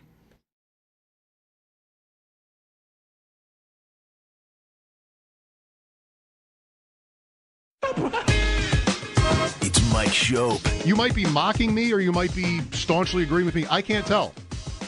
I'm mocking you. And the Bulldog What is Fozzie Bear's role in this production? on WGR Sports Radio 550. Rolling along here on a Thursday afternoon. Thanks so much for tuning in today. Mike has the couple of days off at the end of this week here, and then I'll be off next week, so just me for a couple of days here and then just him for a week coming up after that. But I'm not alone, because joining me right now on the Western Hotline is another one of our favorites, Matt Veram on the Chiefs and the NFL for SI Now. Matt, it's great of you to join us on such short notice, too. We really appreciate it. No problem. Happy to do it. I wanted to mention to you before we get going, because the way my brain works, I'll end up forgetting wanting to tell you something that I would consider a compliment. The tweet you had within the last day or two, sharing the story about your cross country trip and trying to walk the dog was splendid. For folks who didn't see it, there was a gentleman who saw you struggling for you recently had surgery. You were struggling. You can tell the story. I just loved seeing it the other day. No, I appreciate it. Listen, I just get annoyed when I feel like people are disingenuous and/or when they're just jerks. And I live out in Chicago, outside of Chicago, and but I'm from New York. I grew up in the Catskill Mountains, which is where I am right now. And I went to school 3 hours from Oswego, or from Buffalo and Oswego. And so I was driving back, and I had back surgery like a month ago. And so I was concerned on the ride back. It's 14 hours. Got the dog in the car. He's pretty big, and he pulls on the leash. And so I was told by my doctor, like, look, don't let him out. Like, you can't. If he pulls, you're going to re-herniate your disc, and you're going to need a surgery. So, I was like trying to basically figure out a very convoluted way to get him out the door. My 7-year-old daughter's trying to help me. And, this gentleman could see, I guess, from where he was pumping gas, that it was a struggle. Came over, doesn't speak a lick of English. We communicate to each other through his translator on his phone. And he let my dog out, put the dog back in the car, shut the door, didn't ask for a dime, got nothing out of it other than just hey, I can see you need a little bit of help. And, I was responding to a tweet from somebody who's a politician in Illinois who just, if you don't speak English, you don't play. It's like, hey, look, I don't give a damn. There were a lot of people at that truck stop who spoke English, who saw the same thing that guy saw and didn't move an inch, which, by the way, fine. Sure, right. To me, if you're a good person, you're a good person. And it really bothers me when people try to paint it any other way than that. Yeah, I just really appreciated seeing that story. The other thing I wanted to squeeze in is more related to football. You've made me make what I think is an important change in how I handle myself on the show, because 13 seconds this is the end of me saying it. 13 seconds is from now on going to be referred to by me anyway as the game that shall go nameless, because scrolling through, I don't remember what you were responding to or quote tweeting about, but whatever it was. incredible game or finish you can't believe whatever. There's 13 seconds there, and it took the air out of me when I saw it. And I thought, every time I do that on a nice summer day, I'm doing that to somebody riding around in their car or running on their treadmill or whatever they're doing while they're listening to us. And I don't want to do that to people. I want to stop that. I get it. Yeah, I had a buddy who also writes, and he was asking people to, like, what's a game that is a defining moment for Mahomes? And I was like, well, I mean, look, I'll say this actually in like a positive way for the Bills. I mean, that game is a horror movie for Bills fans. I get it. That game to me is the greatest game I've ever seen in terms of quarterback play in my life. Mm-hmm. Like, I don't know. Allen couldn't have played any better that night. And I think the only reason that the Chiefs were able to win is I don't think Mahomes could have either. That game is the game that made me look at Josh Allen differently. Not that I didn't think he was excellent at that point. I mean, obviously he had a couple of great years, but there's no other quarterback in football, having watched every snap of Mahomes' career, like even as great as Lamar is or Burrow, I always feel like if Mahomes plays his best, they're just going to win. They're going to win the game. Like, I don't really care what the other guy does. They're not going to win. They're not going to overcome it. Mm-hmm. Allen is the only guy in the league that when they play Buffalo, I feel like even if Mahomes plays his absolute best, if Allen plays his best, it's still an open question who's going to win the game. And I don't think there's any other quarterback that I feel that way about. I think it's fair to say they would probably agree with me. Allen's been phenomenal. I think that game, even though they lost, was a pretty big example as to why. Yeah, no doubt. Matt Verderam, long time covering the Chiefs and the NFL for SI Now on the West Her hotline from New York State, as it turns out. So we're glad to have you close by again, Matt. So the Bills on the overall here, you know how it goes. It's year 9 for McDermott, year 8 for Allen, and they've hit their head on the same ceiling here. This game we're talking about being the most painful example, but the other ones have hurt too, of course, and they've yet to reach a Super Bowl, let alone win one. And I don't know, I feel like as long as you're still a respectable, objectively thought of contender for the Super Bowl, I got no problem having hope for it. I mean, it's going to happen, but I think fans are getting a little worn down here. We're getting antsy, Matt. I don't know. What do you think of that? Listen, I totally understand it. Okay, I'm a Knicks fan in basketball. Like, right. I understand. Like, I grew up in the '90s where it was just unrelenting pain every year listening to the Bulls. I would say this though for the Bills. Listen, you have an MVP quarterback. I understand with McDermott. I get the criticism, and it's warranted at times. At the same point, he's a good coach. He's a coach that if they fired him, he would have no problem getting another job instantly. This is a team that has a really good offensive line. There's a really good running back. The wide receivers aren't overwhelming, but there's depth to the group, and Shakir's a really nice player in the slot. Defensively, you've got 2 really good corners in Johnson and Benford. Of course, we'll see what happens here with Harrison. The front 7, look, you're hoping a little bit that Rousseau takes that jump from really solid good player to Pro Bowl player. But all that's to say, look, when I look at the AFC, I still think it's about 3 teams. It's about Kansas City, it's about Buffalo, and it's about Baltimore. Quite frankly, I look at the Ravens and say, for all their talent, call me when they win a game that matters, because they can never do it. Buffalo has proven repeatedly they can do it. They can win big games in the playoffs. They haven't been able to beat the Chiefs, but they've been able to get there over and over. And I actually wrote a column earlier this year. I give them a lot of credit. They went out and the Bills re-signed all those good young players. They signed Rousseau. They brought back Bernard. They gave Benford a deal. Shakir got a deal. Cook eventually, I think, will get one. But, I think a lot of teams have just panicked and said, well, we can't get over the hump, so we're going to rip all this shreds. We're going to try something else. I give them credit that they didn't do it. Look, they have been a whisker away. It's not like when they play the Chiefs, they're losing by 30 points. They're losing these games by Kincaid not catching a pass, by less than 20 seconds of the game.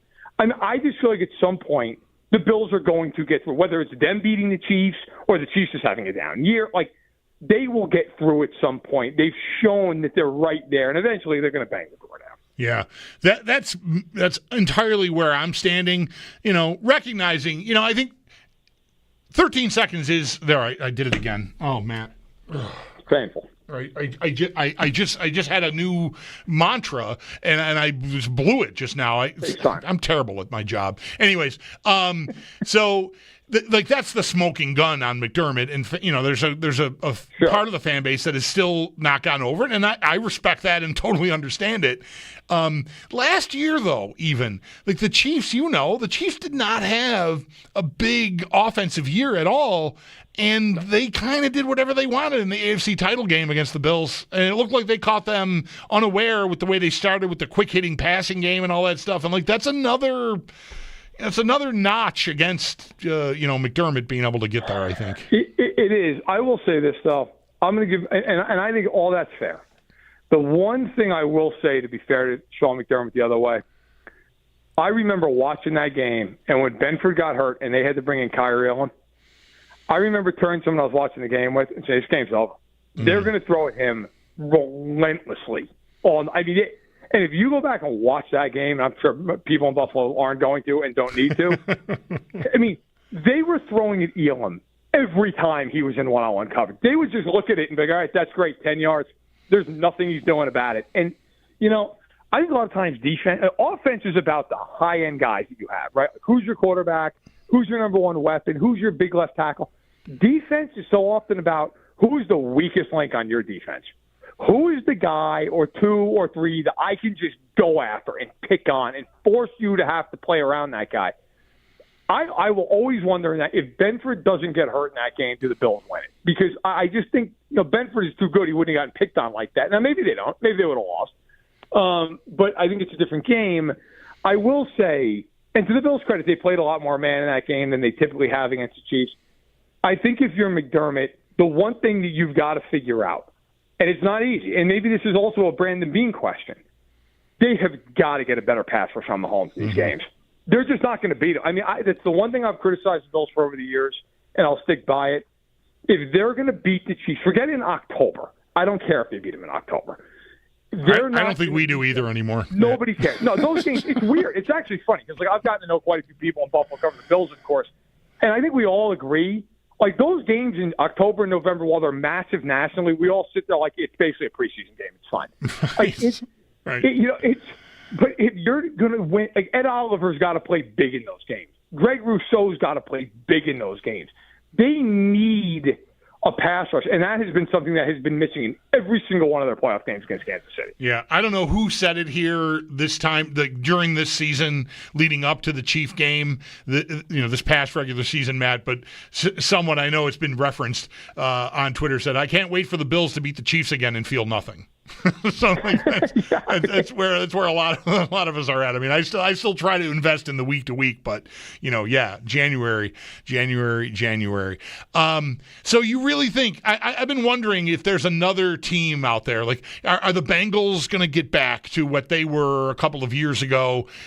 Is there a team in the Chiefs division there, like the Chargers or the Broncos? Are they coming? Is anybody hearing footsteps? I don't think it exists in the AFC East. I don't know. I'm a little skeptical about the Texans. Is there anybody other than those three that you could make a case for taking a step and becoming a threat? Yeah, I think the Texans have regressed. That offensive line somehow is worse. I covered that Houston-Kansas City game for Sports Illustrated. I was assigned that divisional round game. The Chiefs had 8 sacks, and they could have 15. It was unbelievable. It was unbelievable how much they hit Stroud in that game. I don't believe in them. The Broncos, I think, are phenomenal defensively. They might be the best defense in football if Greenlaw and Hufanga stay healthy. The problem is, and we saw it in Buffalo in the Wildcard game, I don't know that they can score a point. I think in the regular season it's one thing, because teams like Buffalo, Baltimore, Kansas City, they're not going to give you their A-plus game script. They're just not. They're not going to show exactly what they would do. In a playoff game, those teams are going to annihilate Denver's offense. They just can't function. The Chargers, I look at and say, if you can cover Ladd McConkey, then what? Where's the ball going? Mike Williams at age 37 or whatever. Right. The one team, I don't think they can win the Super Bowl. I don't even think they can get to it. Cincinnati's the one team in a one-off playoff game. Mm-hmm. They're kind of like if the NBA, if you just fast-forwarded a series to a Game 7, and you played a team that was like a 42-win team but could score 135 points on any given night. Right. And you're like, well, what if they just shoot 30 from 33s, right? Like, what if they just hit them all? Like, it's Cincinnati, I would never pick them to win 3 straight playoff games. But if you draw them in like the 2-7 matchup in the wild card round, yikes! Yeah, right, exactly. You have that feeling of like, well, we should win, but Burrow might throw 7 touchdowns. So who knows? I do think that the Bills, Ravens, and Chiefs are the only 3 that can get out of the AFC. But I think Cincinnati's that team that those 3 teams don't want to get in the playoffs. Right. That was definitely the case last January when it was coming down to it. Like, just keep them out. Thank you. Yeah, that was, to me, that was so comical. And, like the Chiefs had nothing to play for, and people were like, well, should they be playing to help the Bengals get out? Like, why? Right. Who would ever do that? Like, as if the roles were reversed. Like, the Bengals would be going all out to win a game to let Kansas City get in the playoffs. The Bengals have no defense. They're going to probably have to score 30-plus points a game to win. But, yeah, they're one of those teams you don't want them in a playoff game. Yep. You don't want to have to try to score 35 games. Because, hey, listen, things happen. And, all of a sudden you're going on. There's always something with them, it seems, right? Like, they got the receivers all signed. Of course, they've got Burrow signed, but now there's this fight with Hendrickson that's ongoing. And the thing with the Shamar Stewart thing is kind of, I don't know, maybe the player's more to blame there. I don't know, but the whole thing's weird. The whole thing's weird because of their ownership. Right. The whole thing's weird. That's one thing that, look, most NFL owners are so unbelievably wealthy. They don't care if they got to pay out a contract of a couple $100 million. Like, they're just going to do it. They're going to put the money in escrow. They're going to make the interest back in 3 hours, and they're not going to care. Mike Brown is, by any of our standards, insanely wealthy, but by NFL standards, he's cash flow. I remember when a couple of years ago, they were still working on the Burrow deal, and I actually talked to an agent who said to me, and meant it, like, was not being sarcastic, they might have to go to a bank and take a small loan out to pay Burrow. Yeah. Like, that might be how they have to put it into escrow. Because they don't have the money on hand like some of these other teams. The Raiders are another team like that. That was one of the biggest reasons Khalil Mack got traded to Chicago. They couldn't pay him. They financially could not pay him. And I think, that's where teams like Dallas or teams like the Rams, they don't even care. Kroenke's not going to care. Right. But it's the Bengals. Hey, listen, I give it to them. They paid Chase. They paid Higgins. I only thought they'd pay one of them. They ended Me up too. paying them both. Yep. But now you look at it, and I guarantee you Mike Brown signed that last check and went, all right, we're done. That's it. And so the problem for the Bengals is they have to draft really, really well, and they have drafted atrociously the last 4 years. How do you feel about the Chiefs going in? Because I can see a scenario in my head where I'm like, well, these teams aren't just going to keep winning divisions forever. Is there someone that can take them down? But on the other hand, I'm also looking at Rashee Rice back and another year older for Xavier Worthy and Hollywood Brown. And even though Kelsey's slowing down, I feel like Mahomes could have an insane year and like sort of reclaim the MVP from Allen and Jackson. Like, which way would you lean there? So my answer is probably not going to please your audience, but my thought process is they actually had a ton of injuries last season. Mm-hmm. Like, they were really beat up. Rice played 3 games. Worthy was not hurt, but really was not utilized until the back half of his rookie year. Right. Butker missed a ton of time. They had 4 kickers last season. Charles Omenihu was out most of the year. Pacheco was out most of the year. They were missing quite a few players in this offseason. Look, they lost Justin Reed, but they have this kid Jaden Hicks, who I think is going to be probably their next defensive star. He is a very talented kid. They're super high on. But I think in the end, I think they'll win the division.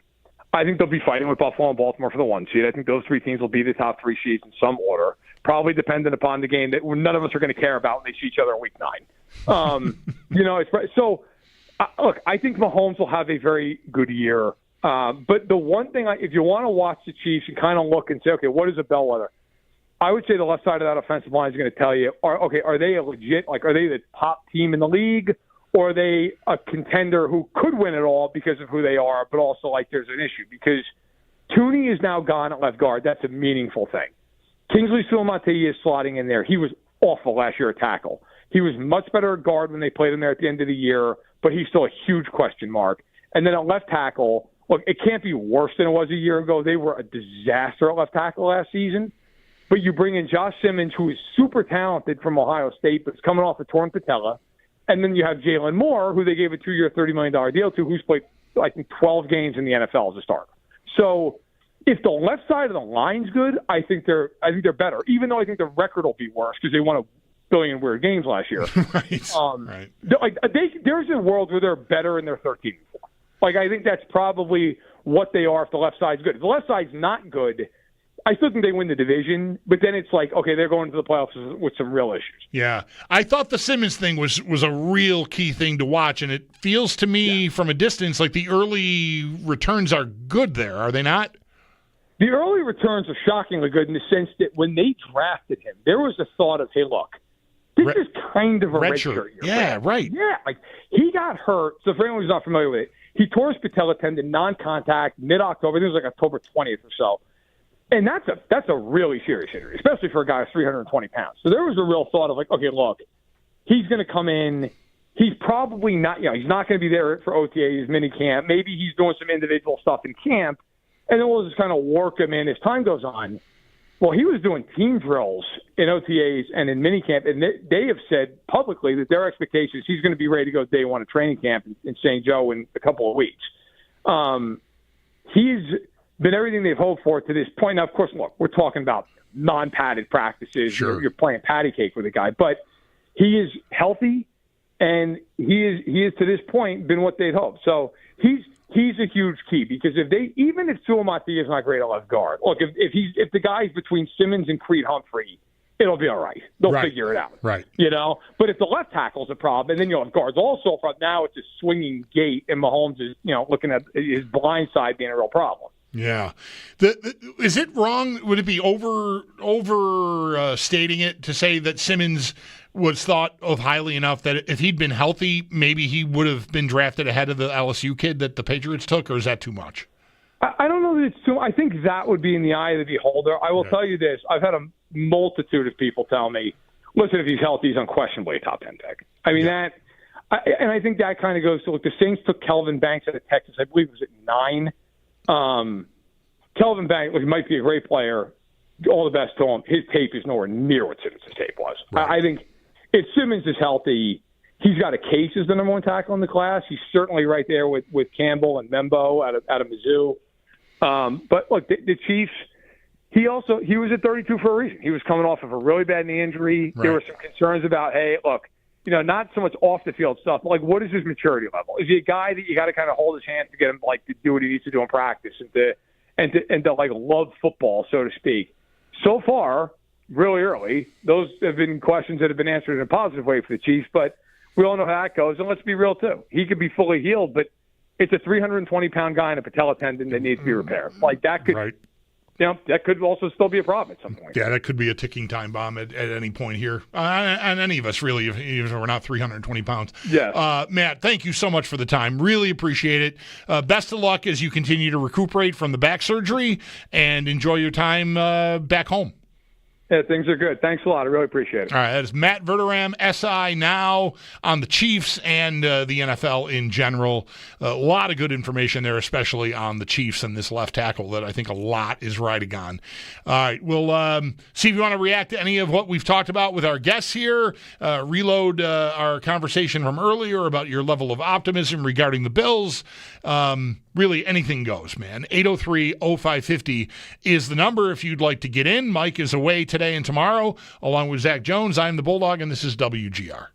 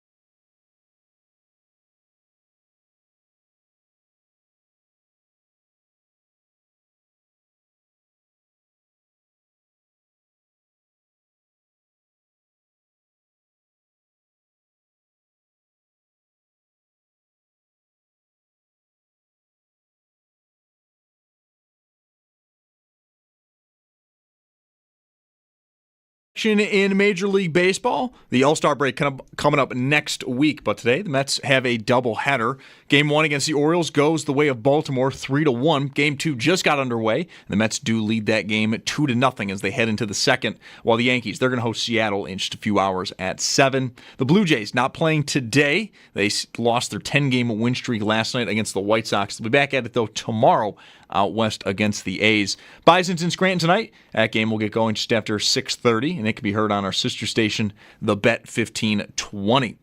No official word yet, but Elliot Friedman is reporting there are rumors that the NHL draft is going to be continuing with the decentralized route the league took this year. And then in Wimbledon, we have our final matchup in women's singles, Iga Swiatek versus Amanda Anisimova. Anisimova upset number 1 ranked player Ariana Sabalenka earlier today to reach her maiden major final.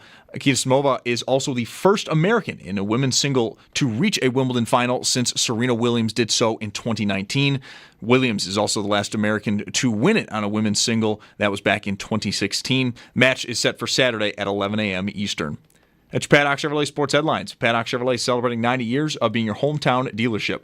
I'm Zach Jones for WGR Sports Radio 550.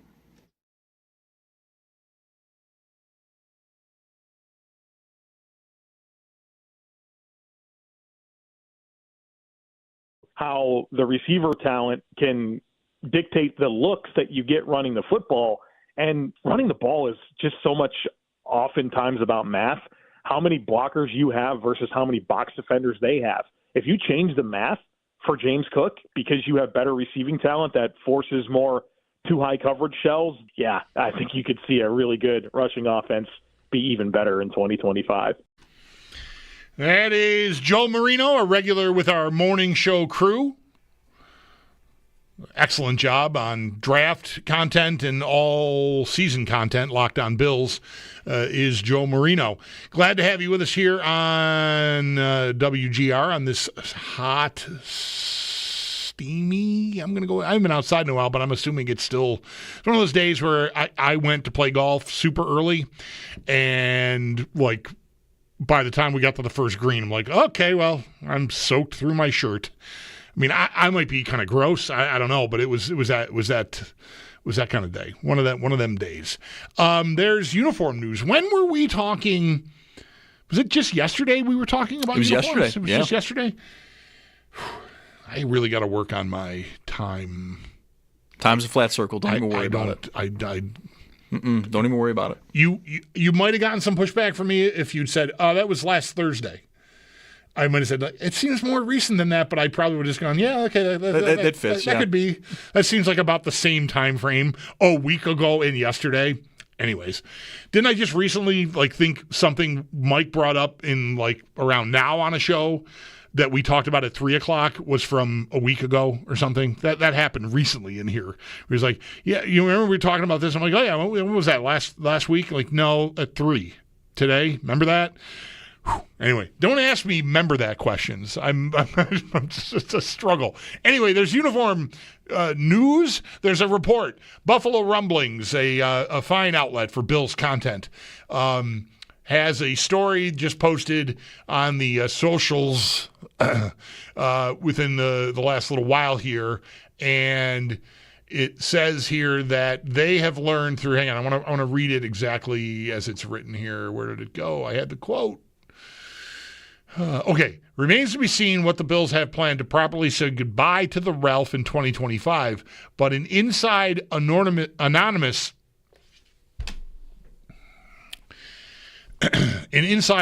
source with Buffalo Rumblings has reported that Buffalo is set to reveal a new alternate helmet. I'm doing great on July 22nd. Anonymous source with Buffalo Rumblings. Their Buffalo Rumblings.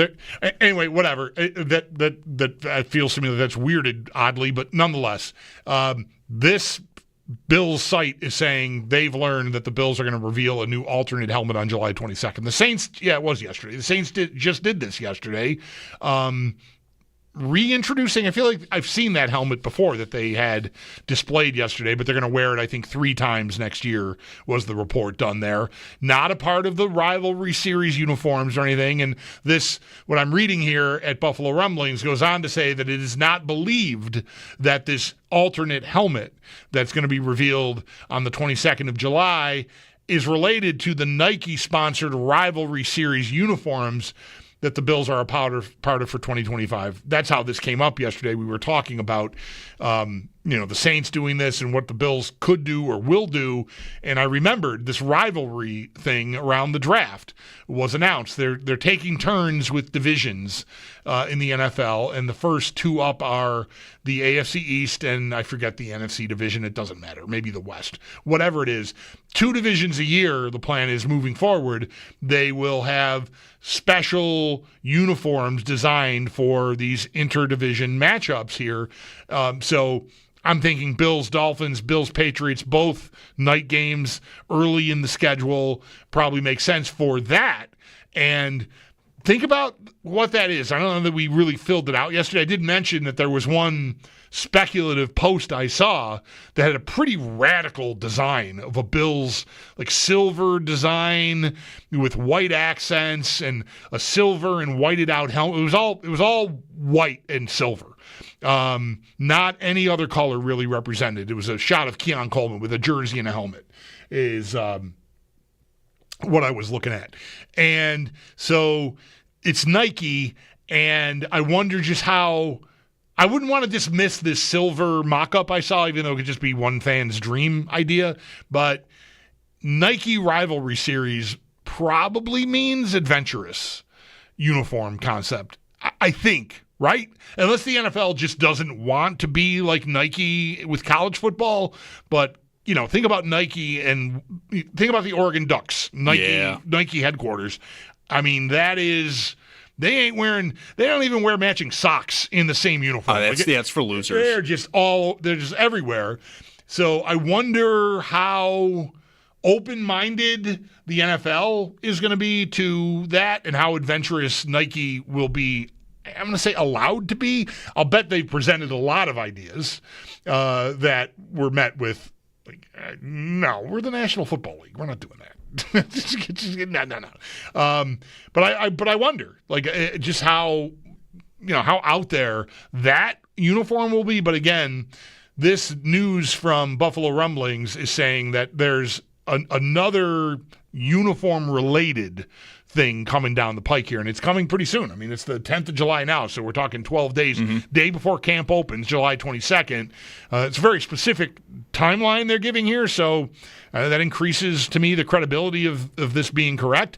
So we'll see what that means. I wonder if they're introducing my money right now on an alternate helmet for the Bills is the red helmet. Oh, I've been there for a while with that one, yeah. Because, last year in the old stadium, the glory years of the 90s, and, of course, before that, wearing the red helmets, I would bet it's not a permanent change, but I would guess that that's a feature alternate, for a couple of home games. I think they could do it, especially for that Rivals one. That would make sense because I think they're matched up with Miami too. I mean, you could do the 90s, and that would work for me. Yeah, I wonder if the thing about that though is, I mean, I guess Nike could be asked to incorporate anything into it, but the red helmet is just a pretty traditional. It's a red version of the white helmet that they're currently wearing. Right, is basically all we're talking about. And I don't know if it's separate. I kind of hope it's separate from. I want the rivalry thing to be its own thing. I do too. Whole kit, right? I don't want you to come up with a new uniform design that's pretty adventurous and then just slap a red helmet on top of it. So I think that is probably best kept to its own thing.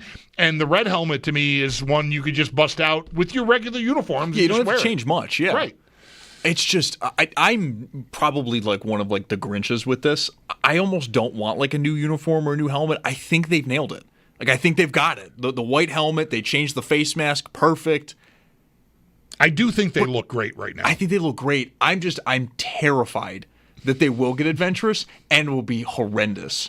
Like in my worst dreams, I could see like a black alternate jersey, and I'm like, no, that doesn't fit them. Like it's the '90s all over again. We're going to black cells. No, don't do this. But like I've also seen like stuff from a few months ago. I think there was like an autograph signing. They had a blue helmet, which is pretty cool. Yeah. And I've liked Allen when he comes out to the Return of the Blue and Red. He's always got a different helmet.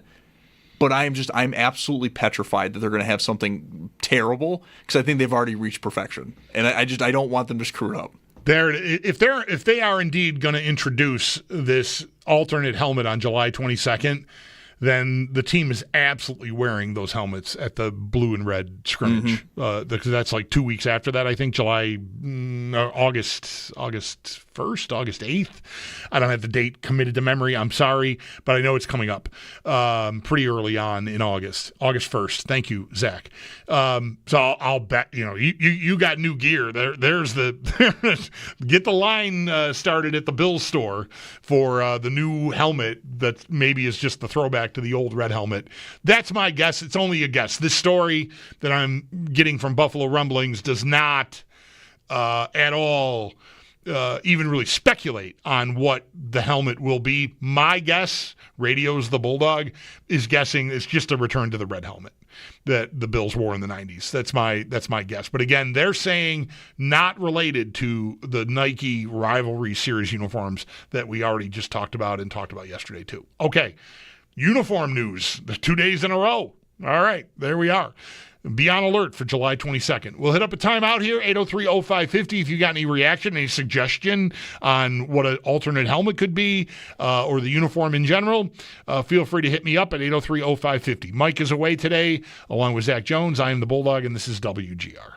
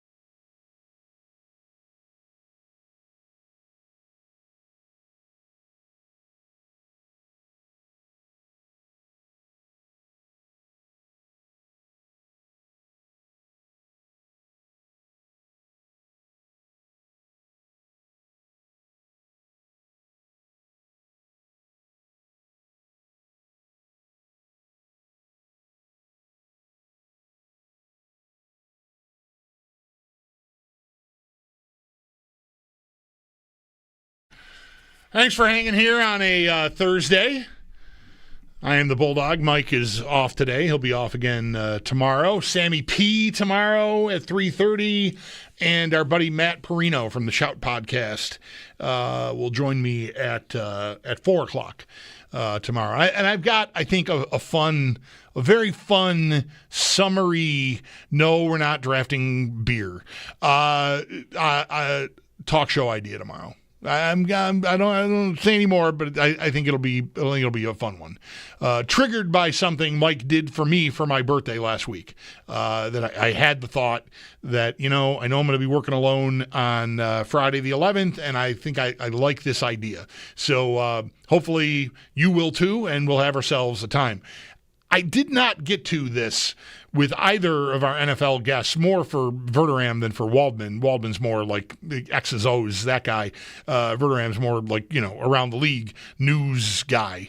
This NFL collusion story is not going away. Like, it is the executive director of the NFLPA works for a firm that is financially motivated by the NFL, being, they're investing in the NFL. He makes money helping people invest in the NFL, and he makes money himself investing in the NFL. And the story is that after the Deshaun Watson contract, fully guaranteed contract from the Browns, that the league wanted other teams, and other teams wanted to just slam the door on that. Like, we're not getting into that business. We're not doing that, despite the Browns doing it. And there's an email trail that implicates teams and the league office, and it's messy. And the findings were known, and the NFL, the NFLPA sort of tried to just put it over there where nobody could see it. And so it's basically settled. And now more and more is leaking out. And it's not the kind of thing that the average fan, I think, gets really bent about, but I'm very curious to see where it goes for the players. I mean, the high end of the player pool obviously is extremely well compensated, but the rank and file union members, of which there are way, way, way, way, way, way, way more of than the superstar, $50 million quarterback guys. I wonder, man, how this is all going down. So, pretty big development on the story with the NFLPA executive director certainly having the appearance, if not flat out, a conflict of interest about just settling that and keeping it from getting too much traction. So, tough one there. That guy, I don't think he's been fired today, but I don't think he's going to have that job for very much longer, would be my guess. Lloyd Howell Jr., by the way. There's a name to introduce at your next cocktail party. All right, timeout at hand. Matt Waldman, rookie scouting portfolio, and Football Guys fantasy writing is up next. I am the Bulldog. Mike is away today. This is WGR.